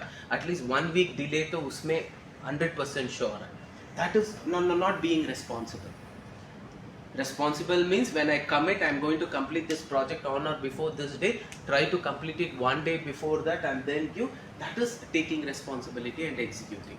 Taking responsibility also means in a team, if I am a team leader, a small team leader, one of my team members, yes, his mother has been hospitalized.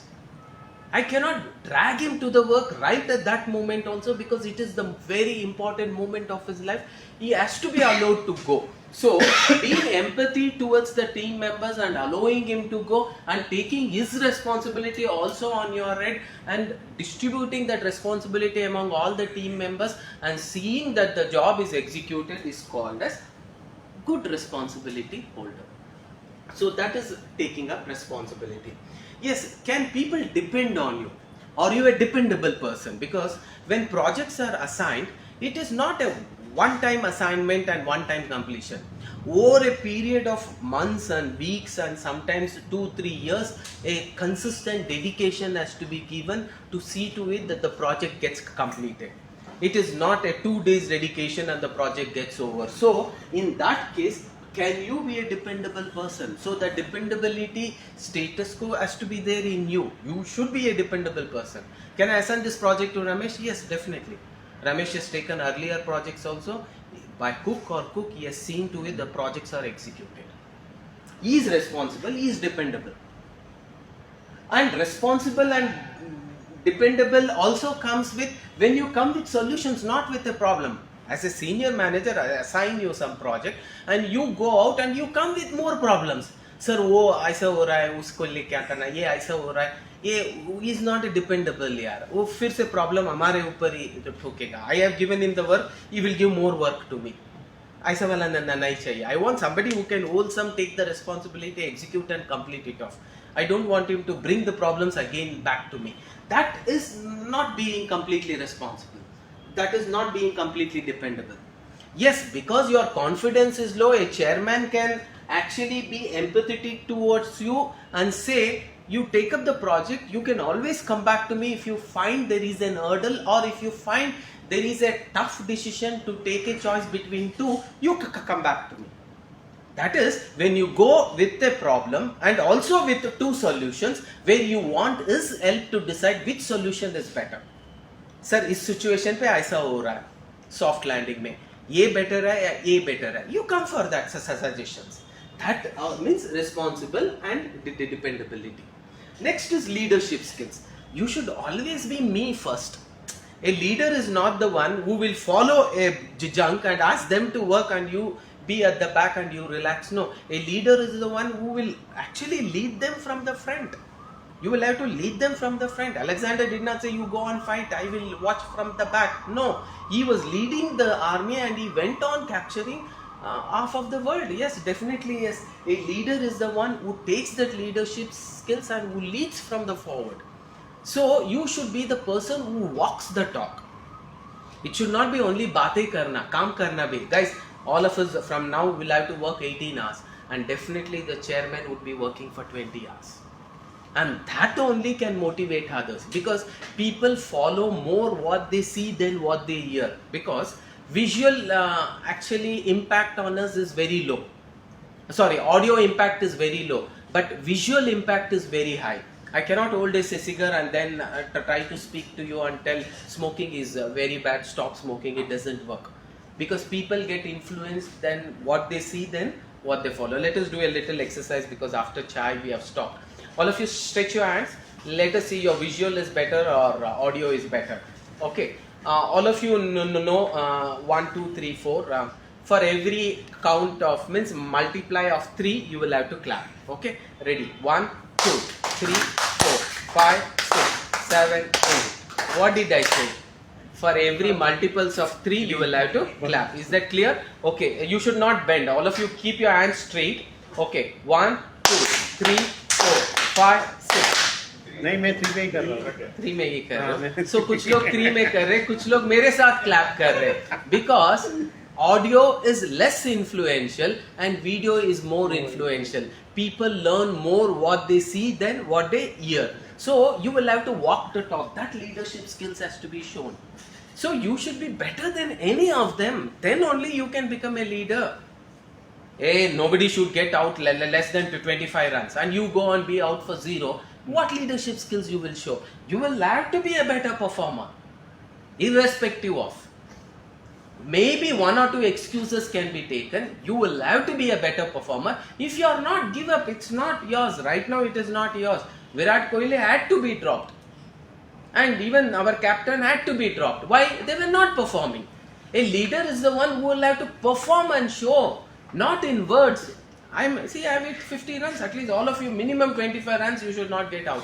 Yes, responsibility they will take up. That is called as leadership skills. You should be a self-performer and also allow others to perform. So all this comes as a leadership skills. Even a leadership person should have all these capabilities, indirectly or directly. A leader is the one who is more dependable. A leader is the one who is more responsibility holder. A leader is the one who can build a team, who is going to be for the teamwork. He can always work with any team. You assign him any team. He is a capable leader. He can make the team perform to the core. He is called as a leader. A leader is the one who is an excellent motivator. You cannot motivate just with words. Again, I am sharing. Motivation has to happen with physical deeds. You should say, we are not going to drink, means you should not drink. You finish the class, you go and you keep having drink, and you actually try to persuade your entire colleagues drinking is bad, drinking is unhealthier. It doesn't work. So, you will have to be a leader is the one who has excellent motivational skills. You will have to motivate the people to work. Sometimes what happens, we have taken up a delivery of one particular product for a satellite only. It has to be delivered within a week's time. But actually speaking, the number of man hours required for it to be delivered requires 2 weeks. But it should be delivered in 1 week. So I can motivate. But what kind of motivation I will have to do in order to push them to bring 200% results? Yes, you will have to be a motivator. And motivation has to be materialistic also. I know we are trying to do the most difficult task. I don't know how we are going to achieve. But somehow I felt with this team strength, I can definitely promise them that we could deliver it in 1 week's time. But still I told them, let me talk to my team members and let them tell whether they think it can be possible, and then I will say yes to them. Throw the challenge onto the audience so that the audience will take the challenge, and when they accept the challenge on their own, they become more responsible and more dependable. When you push the challenge onto them, then they will not become responsible and dependable. There they will look for excuses. Again, it is a truth in a wrong place. But when they have accepted the challenge on their own, they will take the wholesome responsibility and they will execute it. I don't know what I should say. I think you are actually experienced lot. You guys will have to tell me what could be done. Throw the challenge onto the audience. One of them will raise the hand. Sir, I think it can be done. We need to increase the man hours double. I know that. We'll work on Sundays. We'll work Saturday full day. On a everyday basis, morning 2 hours extra, evening 2 hours extra if we give. That means we have taken up at least for 40% extra work, and by that we can complete it. When they have told, when it comes from them, they take the complete responsibility. If I say, how can we give 2 hours extra? How can we give 4 hours extra? All this will come. So a motivator should know how to put it across in a manner so that they take it as a challenge and then execute. It has to be their choice. And yes, he has to be flexible. A good interpersonal skills is, you should be a flexible person ready to work in any kind of a condition, irrespective of. If a time needs to be extended, you should be ready for that. If at all a new place has to be gone and then it has to be executed, you should be ready for that. All of a sudden a new team is given, you should be flexible. You cannot say, I have a cutthroat rule, if it is like this only I will execute. If there is a little difference, I will not be execute. That is not. A good interpersonal skills means flexible. So what does the rule says? It is not important what all you don't have in life.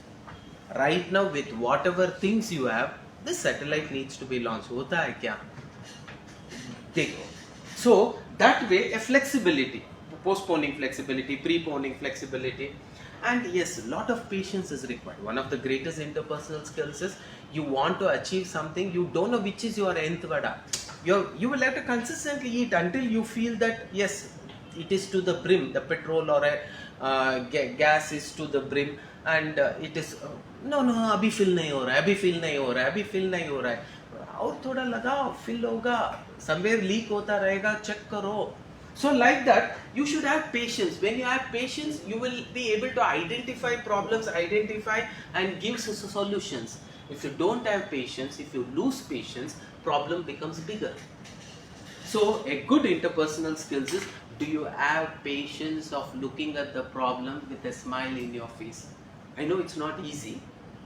Can you look at the problem with a smile in your face, with a patient in your head, so that you automatically start seeing solutions?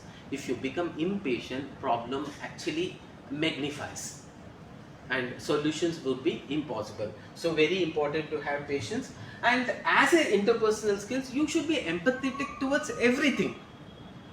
You cannot put that burden onto them that a 1 week project, a 15 days project should be completed in 1 week.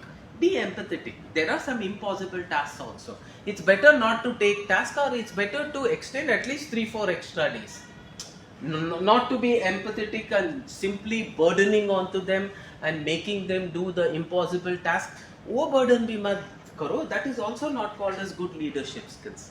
So it's equally important. You should be empathetic. You should know the facts. You should know what is possible. You should know what is not possible also. What is not possible is not possible. You cannot force and then make it possible. Sitting under an apple tree and asking mangoes to fall, it is highly impossible. Even the delivery of 15 days job in actually 1 week with the same resources, with the same human resources, is going to be highly impossible. You should know, even if they work day and night, extra human resource has to be added up. So that empathy nature and patience observation has to be handled. Otherwise it doesn't work. Conflict resolution. As an interpersonal skills, there will always be difference of opinions. Even in the technical field, even in the non-technical field, there will always be difference of opinions. So you should be able to manage this conflict. So that skill sets you should have. How do you, when there is a conflict, how do you handle that conflict? In order to overcome that conflict, what is the conflict resolution you will do? Anything. This is also a few, this is also a few. This also equally works, this also equally works. A group wants this to be used, a group wants this to be used. How will you manage this conflict resolution? Few of them want to come in the morning 4 hours extra. All of them want to come in the evening 4 hours extra. Very few want to come in the morning. What is conflict resolution? Yeah, you can go for voting. We will do like this. We will go for voting, and whichever is the first 10 human resource names comes, they will work in the morning for the first week and evening in the next week. The other team will work in the evening and morning. So like that, some kind of a conflict resolution. This is one of the interpersonal skills. You should also be ready to actually be flexible. No, I want morning only. No, I am ready to come. At least 1 week I'll manage in the morning. 1 week you give me the evening slot as promised. I am also comfortable there. So like that, a little flexibility has to be explained, and mediation skills has to be there. When there is difference of opinion from both the units, you can go from the higher self and see and give them solution. What is they are seeing under their shoes, what is these people are seeing under their shoes. There is a beautiful story of a hidden coin story where it says a group of people, they are looking at a coin and they are saying, I'm seeing the edge side of the coin, so the coin is having head. It's true, but the other person who is seeing from the other side, he says, I'm seeing a tail of this side. That is also true. But when a leader goes in an higher perspective and looks at it and also feels from his shoe what he is seeing, from his shoe what he is seeing, all three are right. So that mediation skills and conflict handling you should have. A beautiful story could be how 9 blind men defined what an elephant is. All of you know this story. One of them is holding the rope, so he says an elephant is a rope. One of them is holding a trunk, he says elephant is a trunk. One of them is holding a leg and he says elephant is a huge tree leg. So only when all these are assembled together, when all these blind men give all this and they assemble that together, then they get the picture of an elephant. So that visualization, that visionary definitely has to be the chairman. A good interpersonal skills is he has to be a visionary. He should be seeing from all the perspective. A project is given to you, a tail part is given to you, head part is given to you, ear part is given to you, trunk part is given to you, and entire back portion is handled by team A, entire the front portion is handled by team B, and when all of them completes the job, there will be a team who is kept, who will assemble all this and create an elephant out of it and then deliver. So when they need to communicate with each other, they should know the phase of their work, what each person is doing. The front portion is completely completed, the back portion will take 15 days delay. That is not assigning of the work. Then more resources has to be put there. So that way, some kind of a mediation skill sets have to be told, and decision making is very important. See, so sometimes decision making can give you time and allow you to make decision. You can take time and make decision. Some of the times the time will not wait. It has to be spontaneous. It is the last over of the World Cup semi-final. Okay, they need 15 runs. Who is going to ball? Captain Dhoni has to decide. He has two options. One, should I give it to the experienced bowler whom the batsman has already faced and he knows how he bowls? Or should I surprise him by giving the ball to another person who has never bowled to the batsman, both of them who are actually playing right now in good form? Dhoni decides the second option. And then India wins the World Cup. So that decision making skills, that spontaneous decision making skills have to be there. Right now we thought we are going to have a free blood donation camp, and we had organized for 500 volunteers to come and give blood.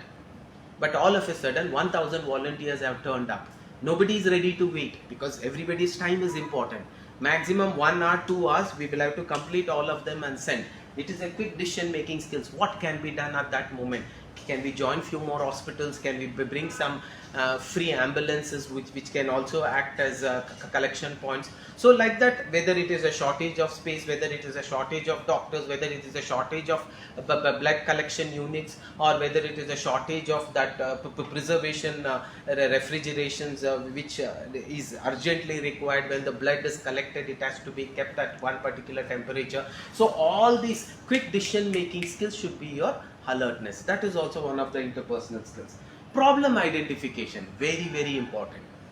Most of the great interpersonal skills is they know where the problem is. They have an excellent problem identifying problem. So sometimes we say a critics is important. In a team you should have a critics who will say agar aisa ho jayega to, then we will keep a solution there. Agar aisa ho jayega to, we'll keep a solution there. Agar aisa ho jayega to. So for every aisa vaisa ho jayega, when I know, I should know for that problem what is the remedy we can have. If there is an high humidity, if there is a wind power by which it can move at a very faster phase, what if there is a change in the orbit for whatever reason, what if there is an eclipse somewhere in between, can we make sure? But some of them will not be under your control, but you know if this problem arises, it is humanly impossible to do, but we have the knowledge of that problem. We know. I have identified such problems which can be handled by us. There are some problems which are not humanly possible to handle. We know those problems. We have to try that project assuming those problems will not come. But that problem identification skill set should be there.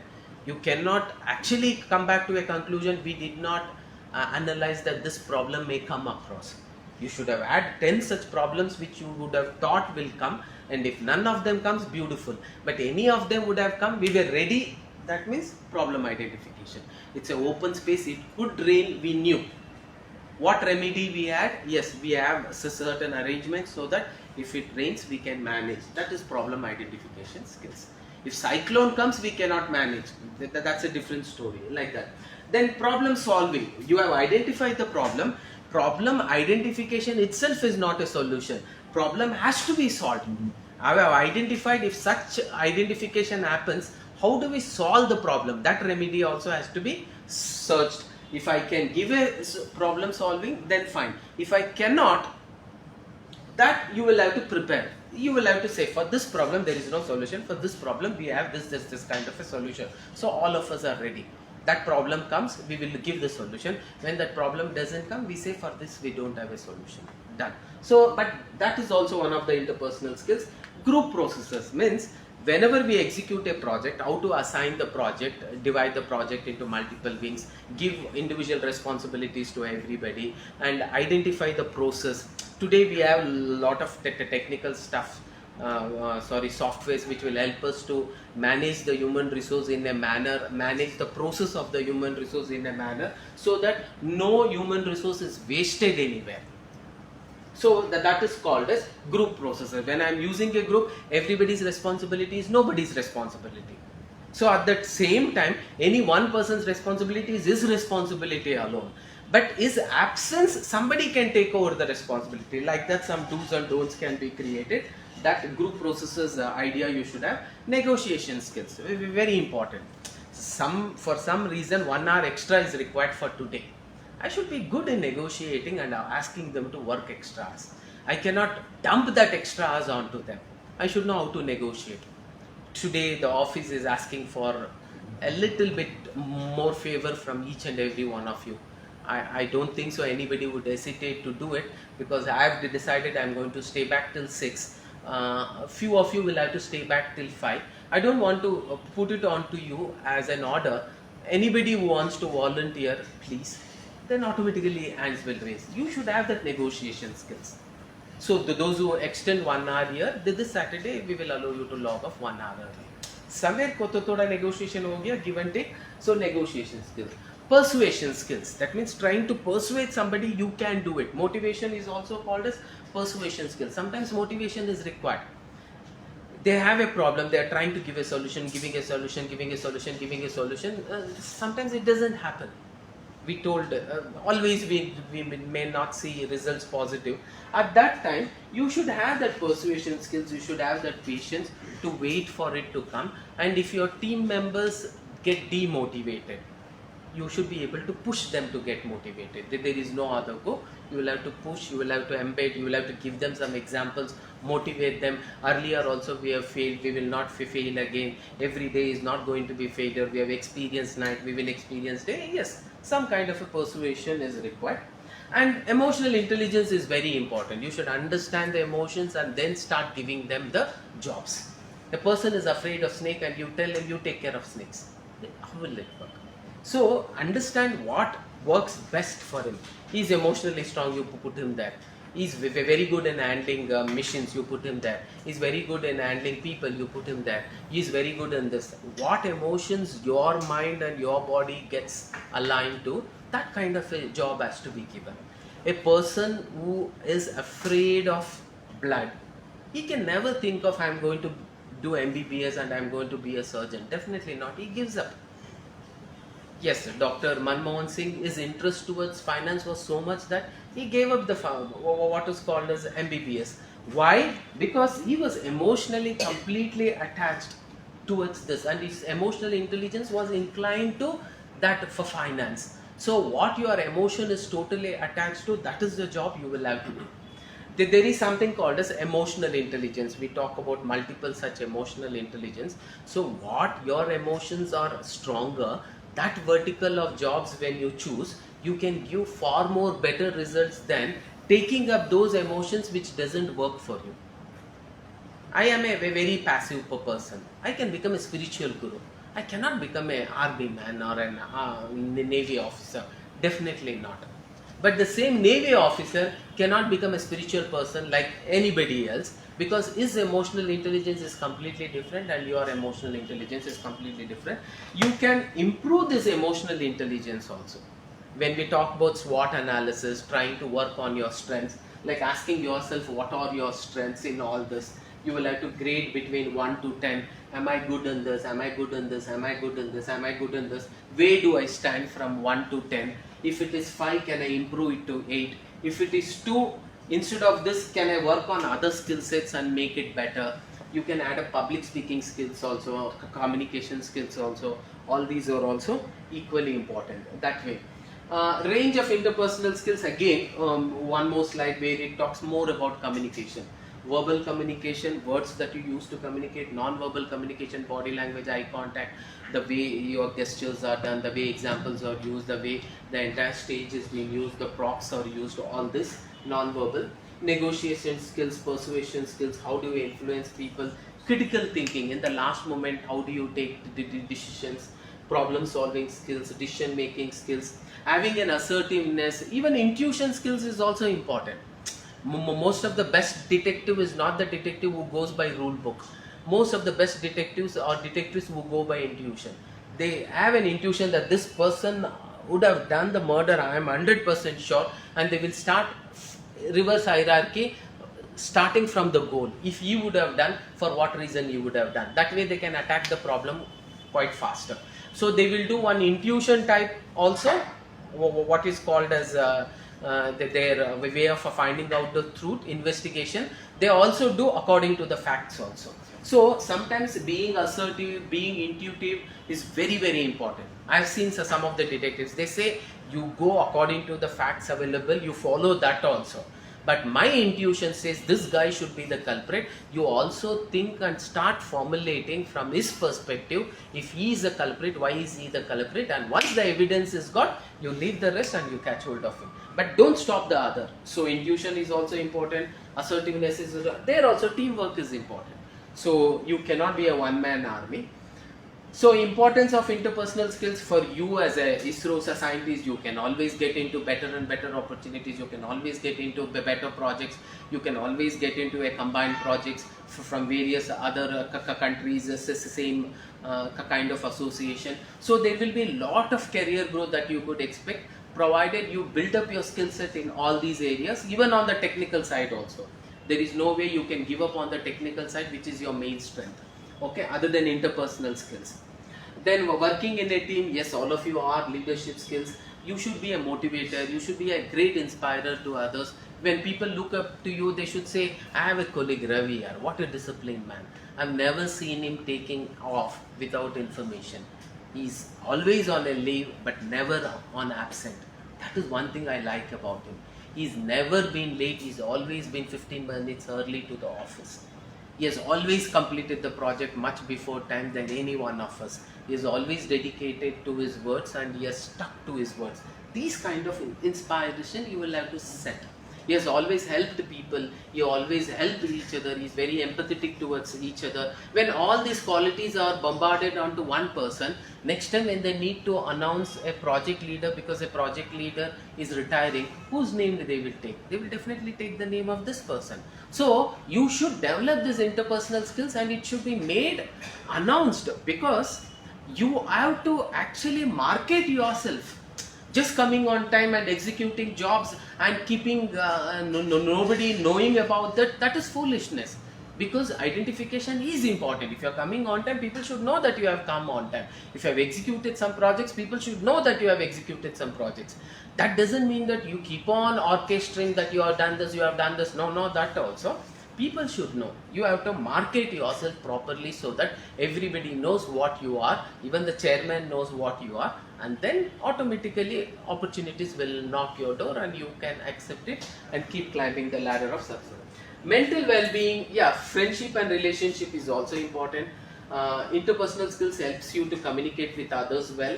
It helps you in the sales industry and it can build up the profit, but in your case, you can go for more and more higher end projects, impossible projects, and it builds a strong bonding and relationship.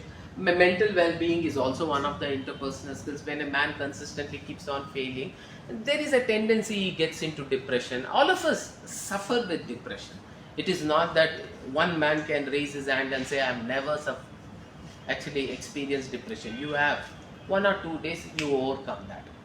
We get into that. We get into inferiority complex. We get into superiority complex when we do something very nice.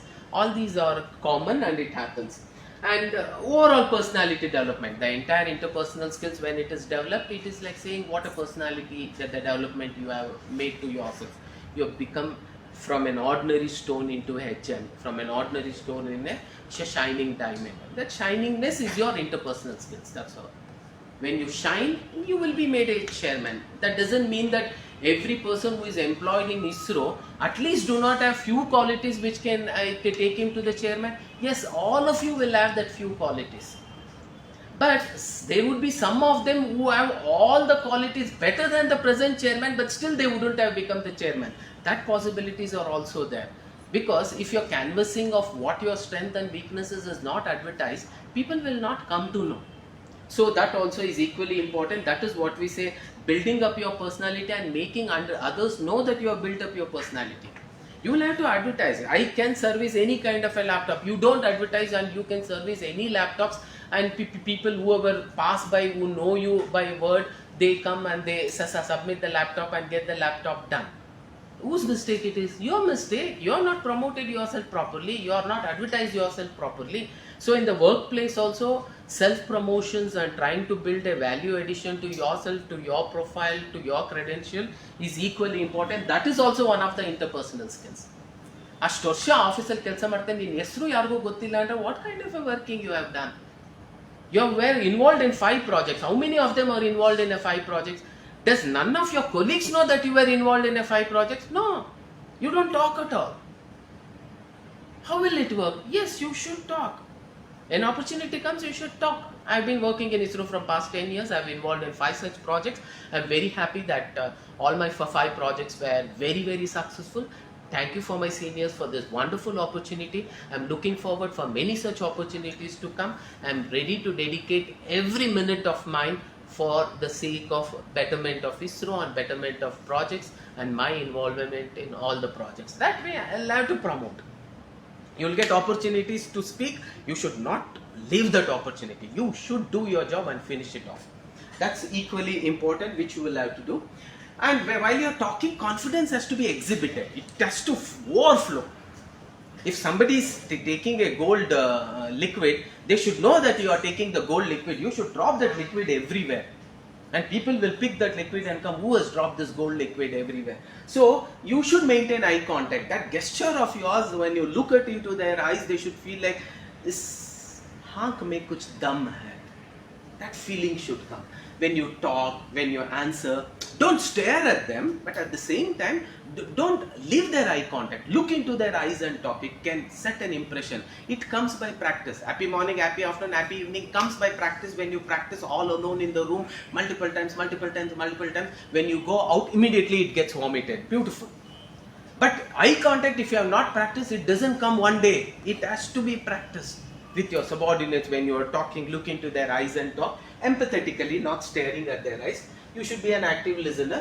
You should give time for every verticals of improvement, for every colleagues of yours, for your superiors, for your juniors. Time has to be given, because the time that you spend there brings an energy to you. No, I am always with my subordinates, then you will not grow. No, I am always with my superiors, then you will never be able to execute the jobs. You should give time there also, you should give time here also. We say, what is this guy? All the time he is in my room. What execution is he doing? That also should not happen.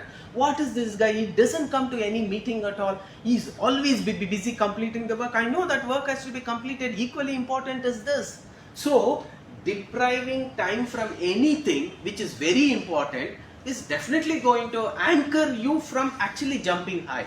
So it's very important that you give equal time there, and also give time to improving yourself, also give time to technically improve, also invest time on academically improve. If you're BSc, go for MSc. If you're BTech, go for MTech. If you're an MTech, go for PhD. If you're PhD, if you have done one thesis, go for a second thesis. Keep your mind occupied. That way what happens, when your mind is occupied, your mind is capable of actually doing millions of multitasking because of the capabilities of what you are learning. Learning keeps the mind active, and active mind will have an active body, and automatically because of that active body, you will look healthy. When your mind stops learning things, it will have a lethargic mind. Automatically a lethargic mind will have a lethargic body, and lethargic body will be a diseased body. Immune system also will be weak. If you want your mind and body to be alert, keep learning activity into your mind consistently. Being empathetic, leverage recording technology. Like what I told, right now also we are leveraging this recording technology. We are recording so that I go and listen and I find out what was the flaws that I would have used, how I could have made it better. And for you also, in a meeting, you go for a recording, listen to it again and again. And if you are talking to people, record it and then talk with their permission, go listen to it. Use this beautiful recording technology to improve yourself. in all these places? Am I talking with proper eye contact? Am I actually using the right kind of words? Is my voice modulation good enough that even the last person can be heard? Or it is too loud that it is distracting the first few people because of my loudness? All, it has to be, you will have to leverage the recording technology. And verbal skills of communication, negotiation skills, and practice. Anything that you don't practice, you cannot master it. Everything, try to create a pseudo environment. We call it as a mock environment. It's not a real environment. Create a mock environment and practice. Tomorrow there is a board meeting. Everybody will give their self-introduction. I also need to give my progress and introduction. So let me practice. I'll practice 1000 times. No, what is there to practice? I'll go and simply say, that is the most, अपने पैर पे कुल्हाड़ी मारना यही होता है. For the 2 years of hard work what you have done, you get that 3 minutes how you can express about the 2 years. You work for 2 years, you don't prepare for that 2 years of hard work, what you will have to do here. You should equally give importance there. You should have practice, you should go, you should practice in front of the mirror, you should practice in front of the video. If you get an expert who is a communicator, do it in front of him. Ask him if there is any changes I will have to bring. Once you have done 5 times, 10 times, 15 times, 100 times, 500 times, then you say, now I am ready. And then go to the board meeting and you do it. Everybody, hey, this guy was superb, nah? Why? He practiced it. So don't lose such opportunities, because you will never get one more such time. Whatever is past is past. In the present, when you have an opportunity, execute it. Overall, your interpersonal skills is, you should have amazing critical thinking, critical execution, communication skills. You should have amazing problem solving capabilities, decision making skills. You should know how to handle stress. When too much of job comes simultaneously, when time gets overlapped because you have given 2 things at the same time, you will get stressed. When the time becomes limited and you will have to do overworking, you get stressed. When things are not done at the required time, when it gets procrastinated or postponed, you get stressed. You should be able to handle that stress. Stress is nothing but when it should have been done and actually when it was done. That is also. Stress is nothing but what could have been done by 10 people when it has to be done with 3 people. Yes, stress will be there. Now all of you are sitting comfortably fine. Now I'll say 20 people will sit in 10 chairs. So what you will do? You will have to make him sit on the lap. But do you think it will be comfortable? No, it is stress. So don't allow to create stress and then manage stress. Stress is not a money which you have earned and you will have to manage it.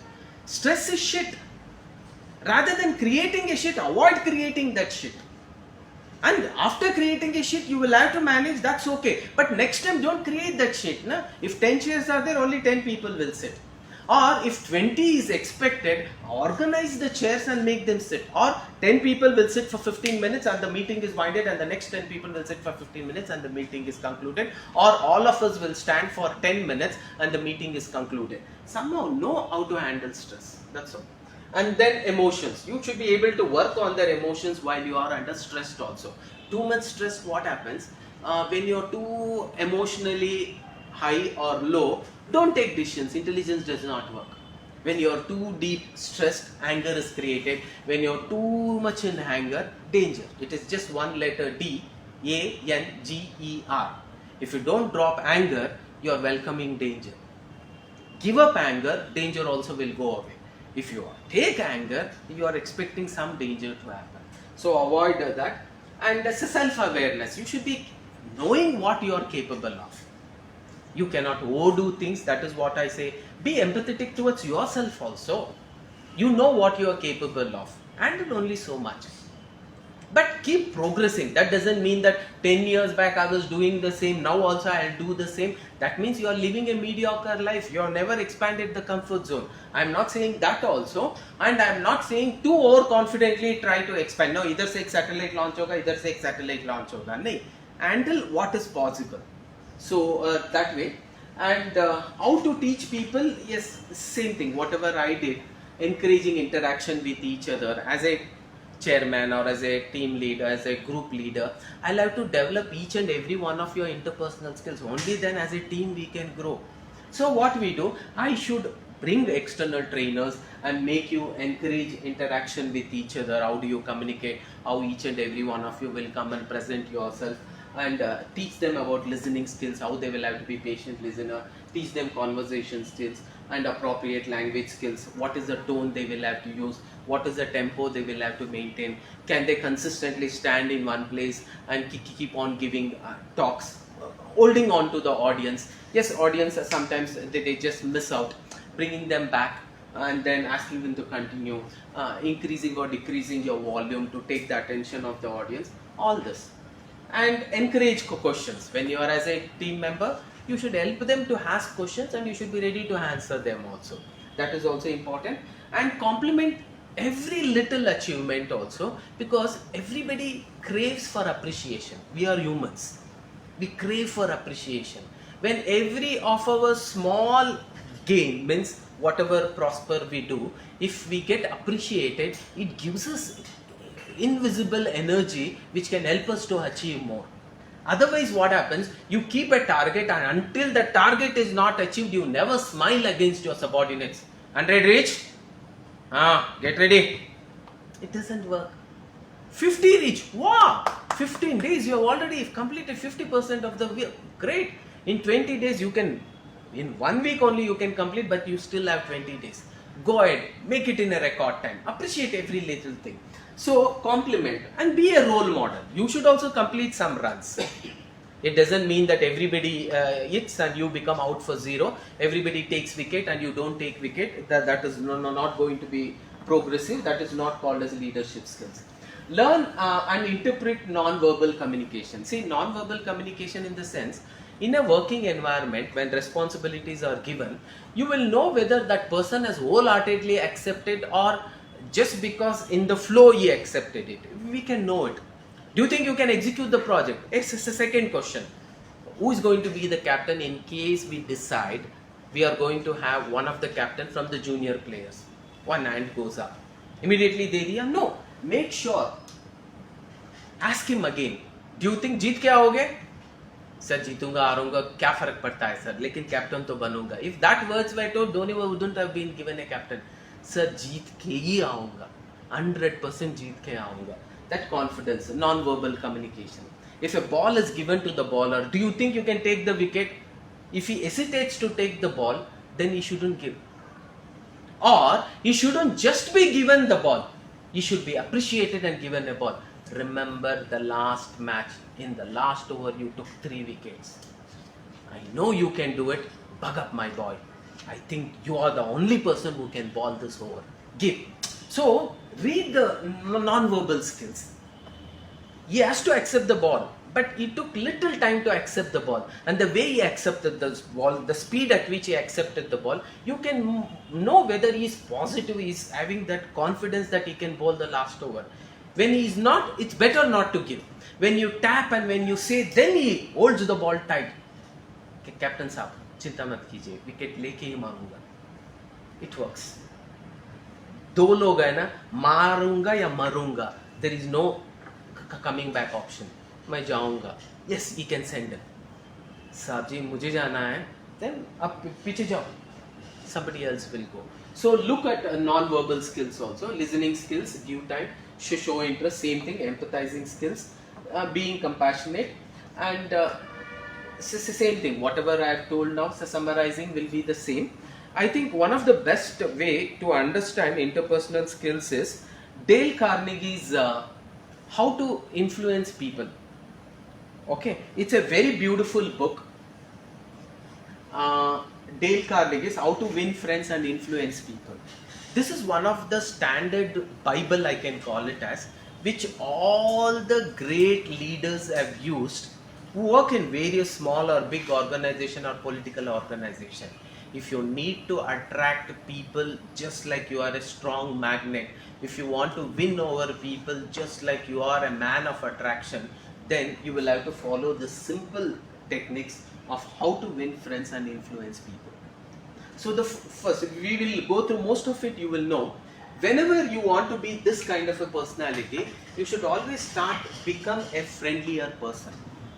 By distancing yourself as a boss with your subordinates, it will always distance you to him, and your distance of working also will happen, and it will actually influence his workflow.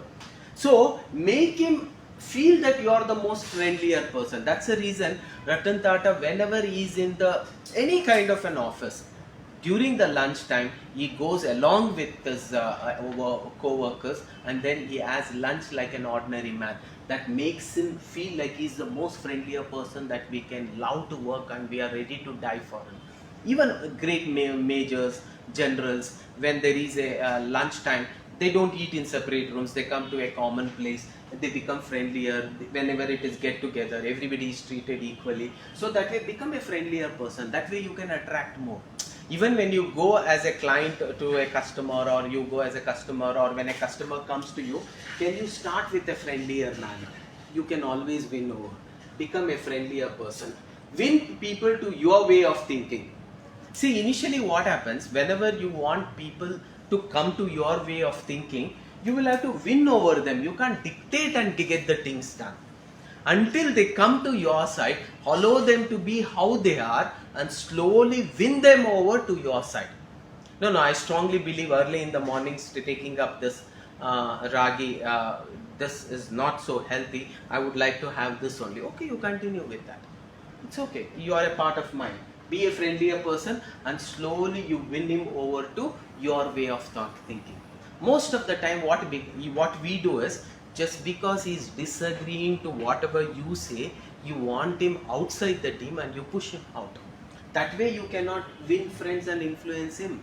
You cannot bring him to your circle of influence. So allow him to do whatever he is doing, and slowly see whether you can win him over back to your way of thinking. That is what it means. And be a leader. Leader means all that leadership skills, whatever I have told. Being a leader means you do first and then ask others to do it.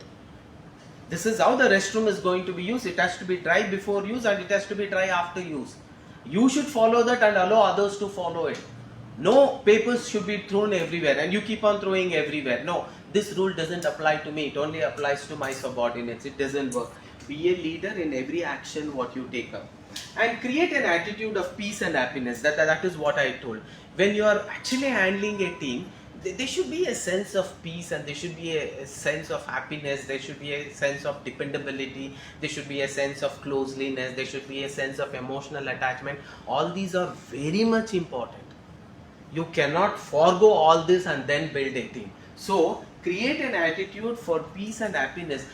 If your employees don't feel happy to come and work with each other, and then still you want to execute a project, it doesn't work. Check the India. When I showed you that last picture, the first thing what the coach had to be doing was build up confidence with each other, build up dependency among each other, build up a care among each other, and then as a team they can always perform. So for that, you will have to create an attitude of peace and happiness for each other, for themselves, and for their colleagues. That has to be created. And become a friendlier person. And to become a friendlier person, you as a best follower of interpersonal skills, never criticize, condemn or complain. All of us have to do this. One go, criticize, condemn, complain, criticize, condemn, complain, criticize, condemn, complain. When you criticize, condemn and complain, people don't like you. They don't want to come close to you. So it's very important that you don't do this criticize, condemn and complaining. What's the time? I watched 4:20. 4:20. Okay. For 5-10 minutes we'll stop. So never, don't criticize, condemn or complain. A simple rule that you will have to follow.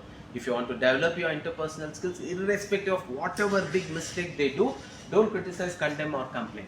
But if you still have to criticize or you have a complaint or you have a problem, then it has to be in closed wall. Appreciation should be in outside in common public. And if you will have to tell a problem, you can tell in closed doors. Before telling that criticism or condemning or complaining, don't criticize, don't condemn. You can tell if there is a problem. A problem can be explained in the manner a problem has occurred. Instead of that, what we do, instead of condemning the problem, you start criticizing the person only. Thomas Alva Edison could have been criticized for 9,999 attempts what he did. You could have condemned him for 9,999 attempts. You could have complained about why this 9,999. Directly at 10,000 attempt, if you would have done, the vada would have filled your stomach. You should have directly eaten the 7th vada. And you also know it is illogic. So, at no point of time criticizing, condemning and complaining should work. So, negative energy can easily be spreaded by criticizing another person, and it will damage that person's reputation, and it will dent his reputation, which cannot be modified by just cutting a sorry. I'm sorry, yesterday in front of everybody I shouted. You poke. I'm sorry, in front of everybody I shouted. But the shout would have created a dent. I have nailed, but I'll remove the nail. I have punctured, but I'll remove the knife. You put the stitches. Scar will always remain. So never, even with your wife, even with your children, don't criticize, condemn, complain, and compare also. Instead of 3 C's, we say 4 C's. Never compare. God does not create duplicates, because He doesn't want to create uniqueness who will do the same kind of job in the same manner. No, everybody does job differently. So don't compare. He is different, he is different. Elder one is different, younger one is different. Your brother is different, your sister is different. No mangoes from the same. No mango from the same mango tree will taste the same. No 2 leaves from the same tree will be alike. Even twins will have different footprint, different voice print. So don't criticize, don't condemn, don't complain, don't compare to people. It's not going to work. Don't compare projects also. That project was different, this project is completely different. And this is what we say. Become a friendlier person. Use people's name. Always remember, for everybody, their name is the most important sound in their life. Politicians follow this very strictly. They try to remember everybody's name, or they keep an assistant who will remember all the names. The moment you come and he addresses, Mr. Mallikarjuna, nice to meet you after so long, you feel thrilled about it, and you will feel like he remembers my name. So that way, a good chairman is the one, if he can remember people's name. You should get into a habit of remembering as many names as possible. So that has to be cultivated as an habit. And whenever you meet new people, repeat the name multiple times. Make a note of it when he's not watching in a book or a mobile, so that you keep uttering and reminding yourself multiple times what his name is. And automatically it will go in the memory and stay, and you will never forget. That will be a greatest gift. And be a good listener. Encourage others to talk first. Most of the time what we do, when we sit, you say first and then you want others to say. That is not.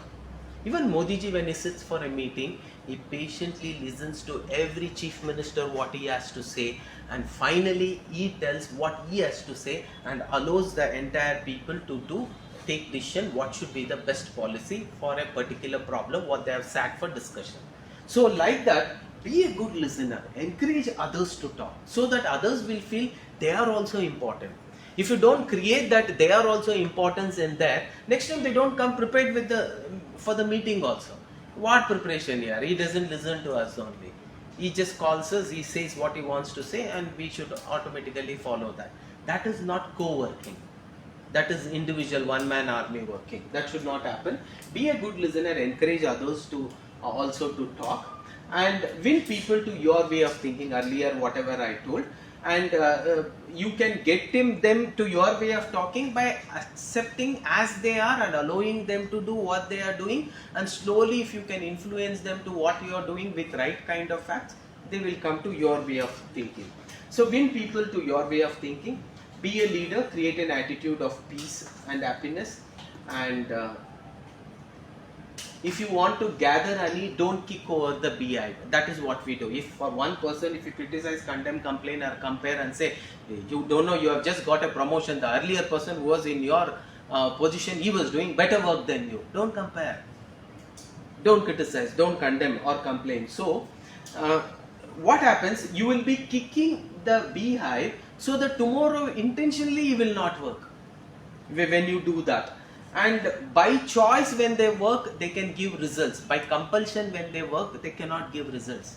100% emotional results won't happen. Give honest and sincere appreciation. As I told you, everybody needs to be appreciated. Appreciate something about them. If they have completed some work on time, appreciate them. Small achievements, appreciate them. Give honest and sincere appreciation. Arouse in the other person an eager want. Just like I told, can we do this project in 1 week? He should say that yes, I can do it. That arose in the other person that eager want, I want to do it. That has to be created.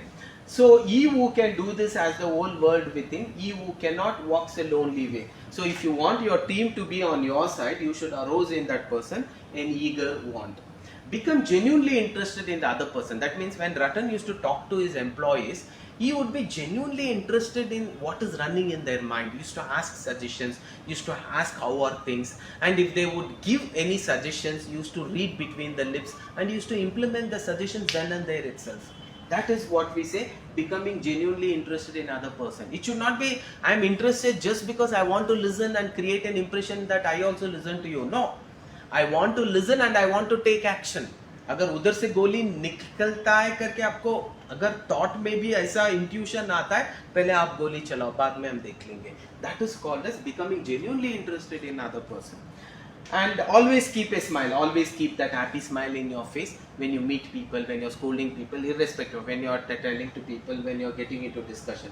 Remember that a person's name to him is the most important and the most sweetest and the most important sound in any language. Try to remember all your colleagues' name, all your means whoever is there in your building, everybody's name should be by hearted. It's not difficult, it is possible. Address them with their name only. Happy morning, Mr. Malik. Happy morning, Mr. Ratan. Happy morning, Mr. Azimji. It makes a big difference. Try to remember names. Be a good listener. Encourage others to talk about themselves. Then only you can get close to them. You keep on telling what you want. You don't allow others to talk. It won't work. A very God husband is the one who will listen to his wife. A wife will never expect solution. She just wants you to listen.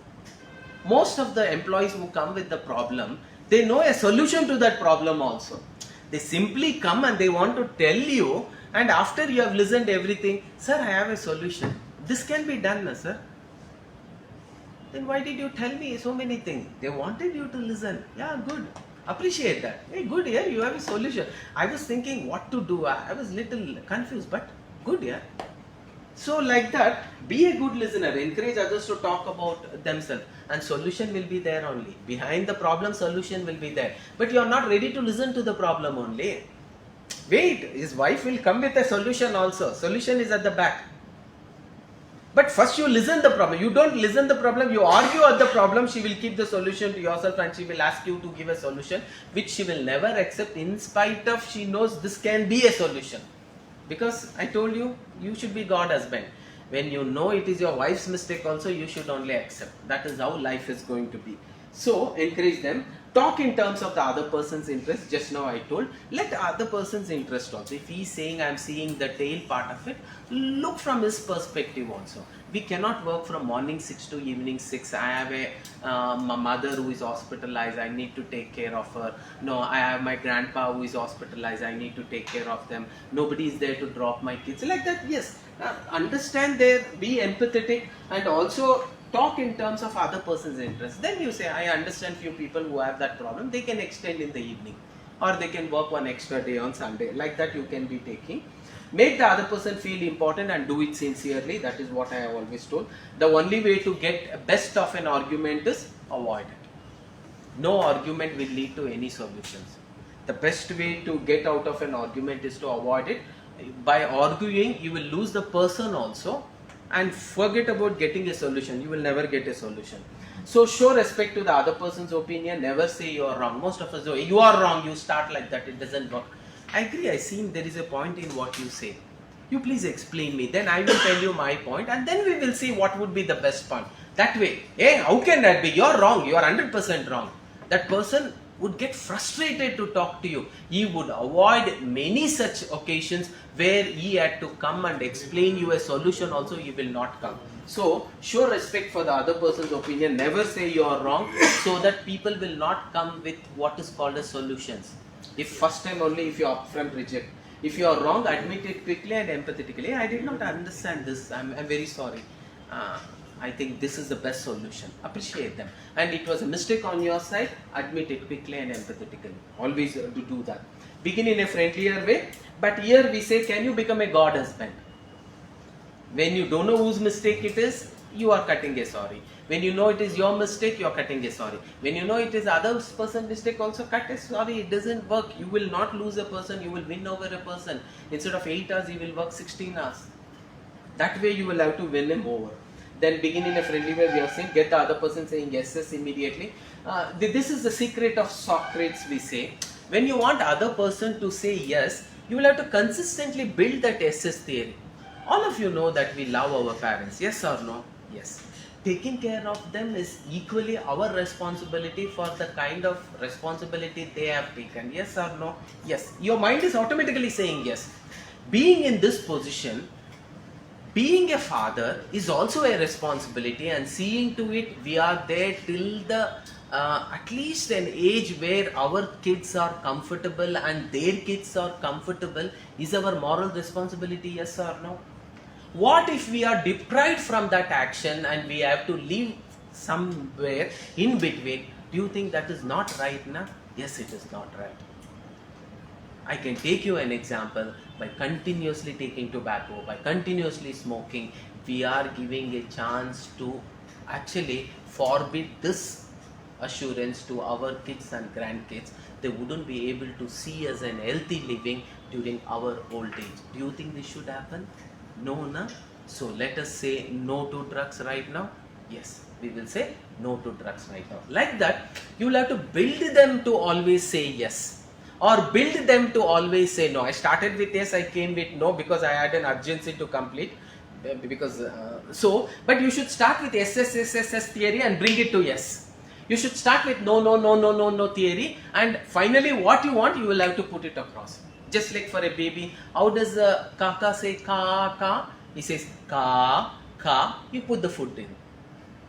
He will eat. Again, like that, you will have to get the other person saying yeses immediately on the positive note, not for no. Let the other person do a great deal of talking. It's always important. Let the other person feel that the idea is his. Then he will voluntarily accept it, and then he will do it.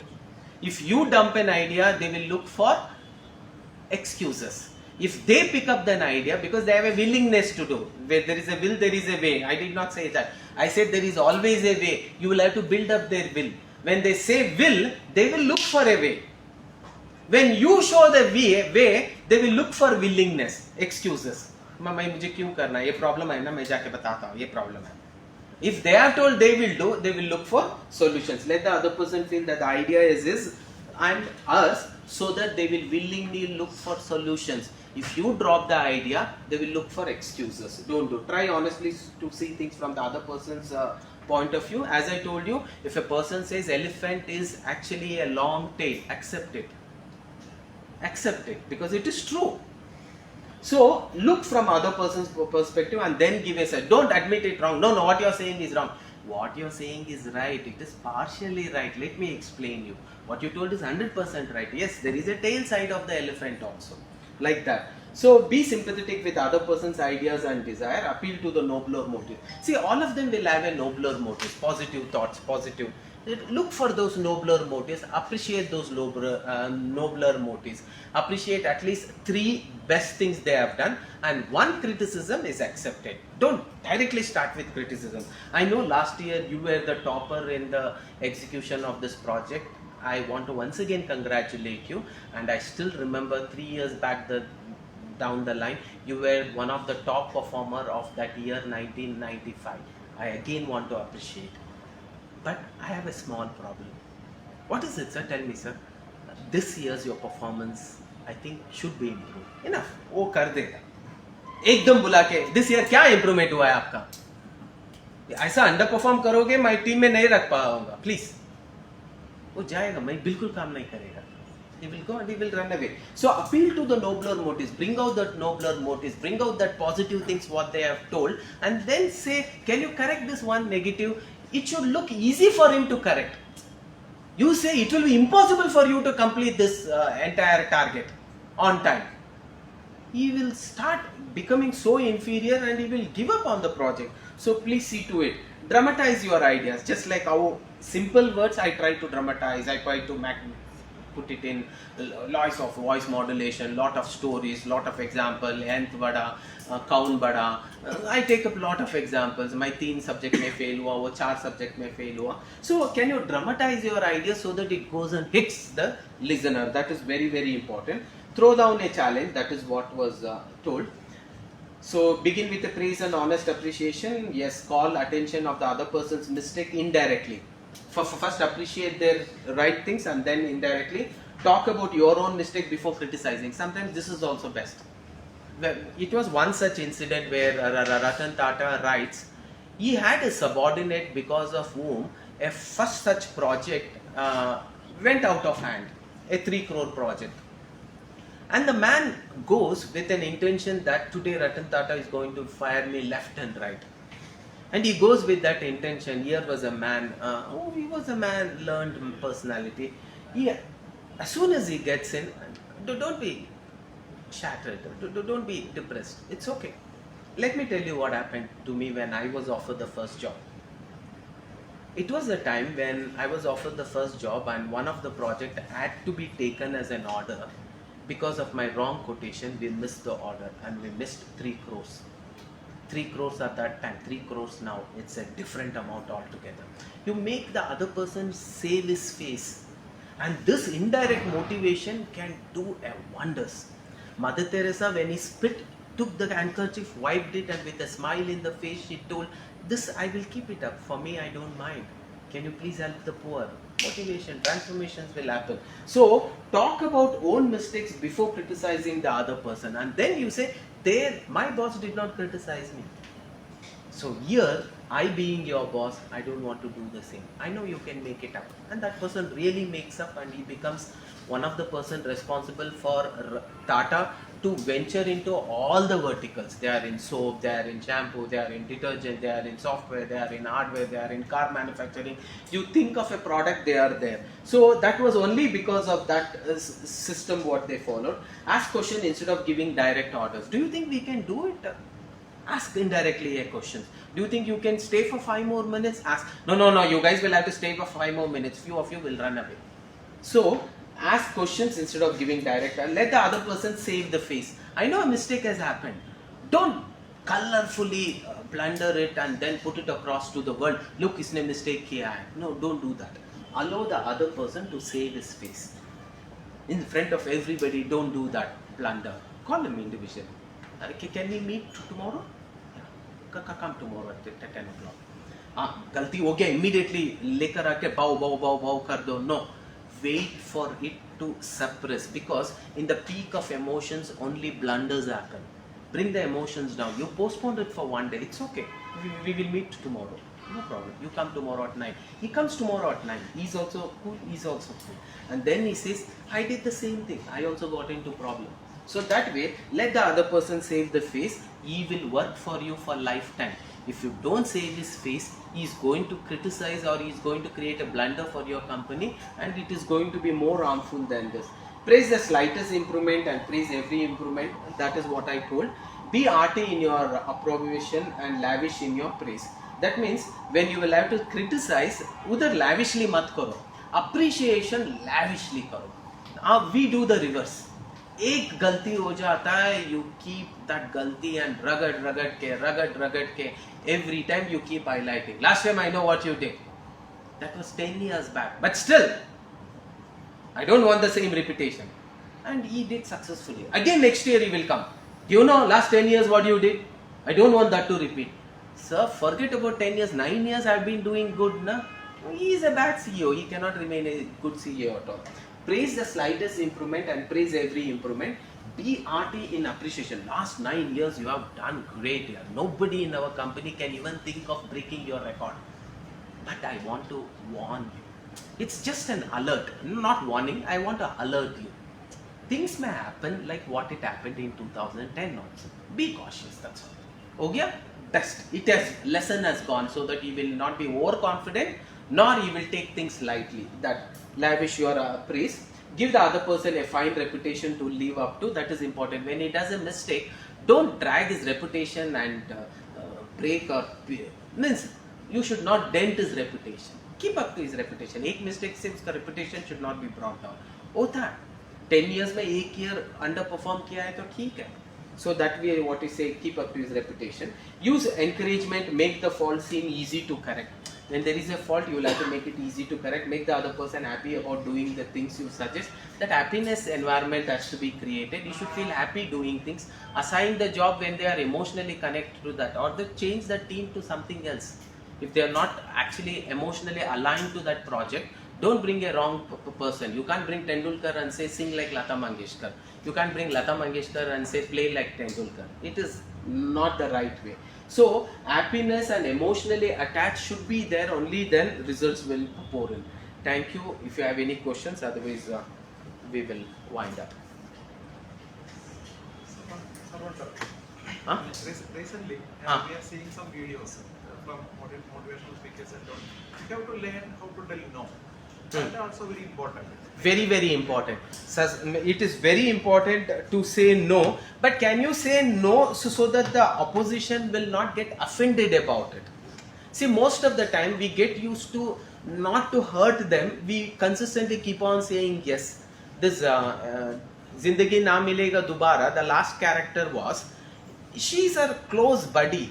Right from childhood he has been playing with her and he has never seen her like a wife. Sometimes we don't see certain people like a wife. Just because both the parents have decided, he cannot say no, and he cannot honestly tell, no, I don't see you from that angle at all, please forgive me. He was not ready to say that. He was also suffering, and after marriage entire family would have suffered. So sometimes learn to say no when you can say no. That has to be learnt. It should not be told in a tentable manner, but you should be able to say no. It has to be honestly, you should know when to say no. A person who can say no can be trusted, because even in an interview, you cannot say I know everything. At least for a few questions, sir, I think I don't know the answer for that. If opportunity comes, I'll just upgrade on that. Sir, I think this project cannot be done as per what I know. So please consider it as a no. But I am ready to put my heart and soul if I come to know by any means or by any of your suggestions that if this project can be executed, I will definitely rethink and I will let you know. Right now, with whatever knowledge I have, I want to tell you this project cannot be completed in 7 days. No, it cannot be completed. Be ready to say no. It's very, very important. To say no, you will have to self-pep yourself. You will have to keep telling yourself, I know I'll have to say no to this because it's not going to be possible. I know I'll have to say no to this because it's not going to be possible. With the terms and conditions, what I know. If the conditions change, then definitely I can say yes to it. You will have to go deeper in order to say no. You can't blindly say no because there is a non-willingness. Your willingness is there to do the work, but an excuse is there. It's really not an excuse. It's humanly impossible.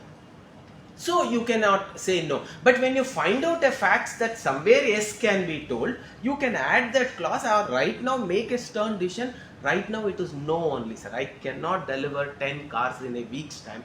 Even if you work overtime, the quality will drop. So please excuse us. You need to give us 15 days time.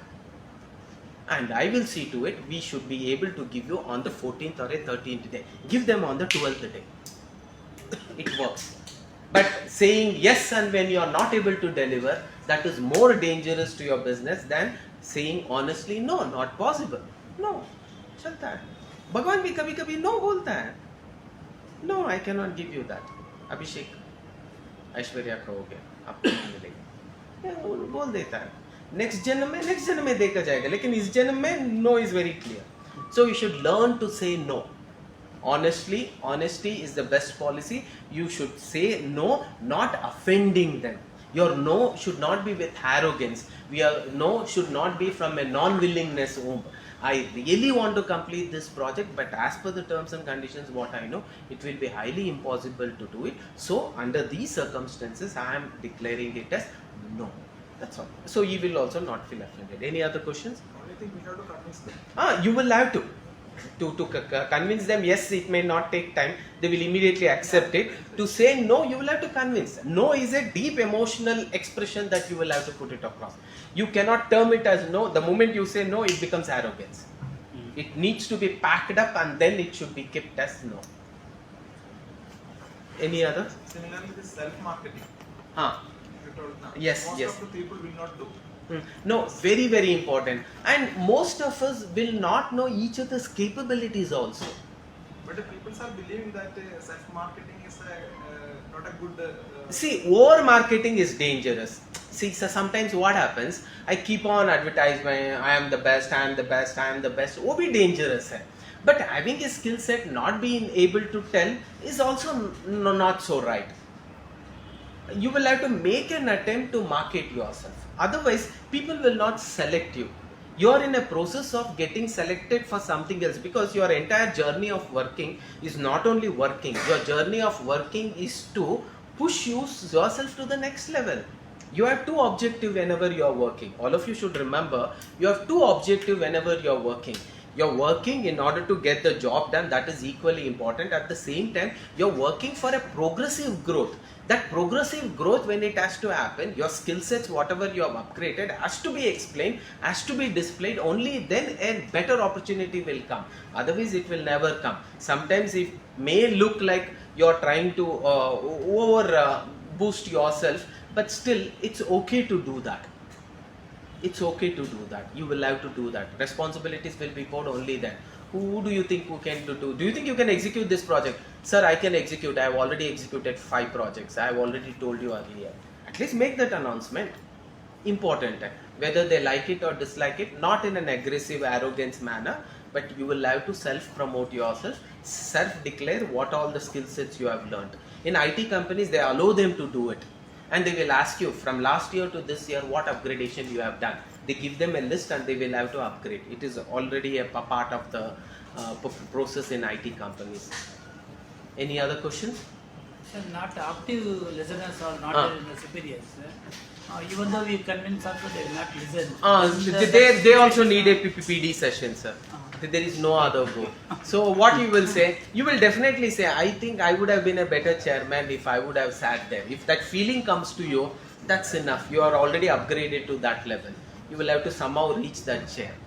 Because we cannot change our superiors. There is no way we can always do that. When the superiors don't match certain credentials, you can take that advantage and self-motivating, telling, if I would have been in this position, I would have handled the same situation in a much better way by putting it across like this. You're sending a message to the genie that he's not the right person, I am the right person, take me there. That's all. That message has gone. Any other questions, guys? Yeah, if there is no questions, we will stand there, we'll have a group photo and then we will wind up the class. We don't know how the life takes us. We may not meet, but at least we will have this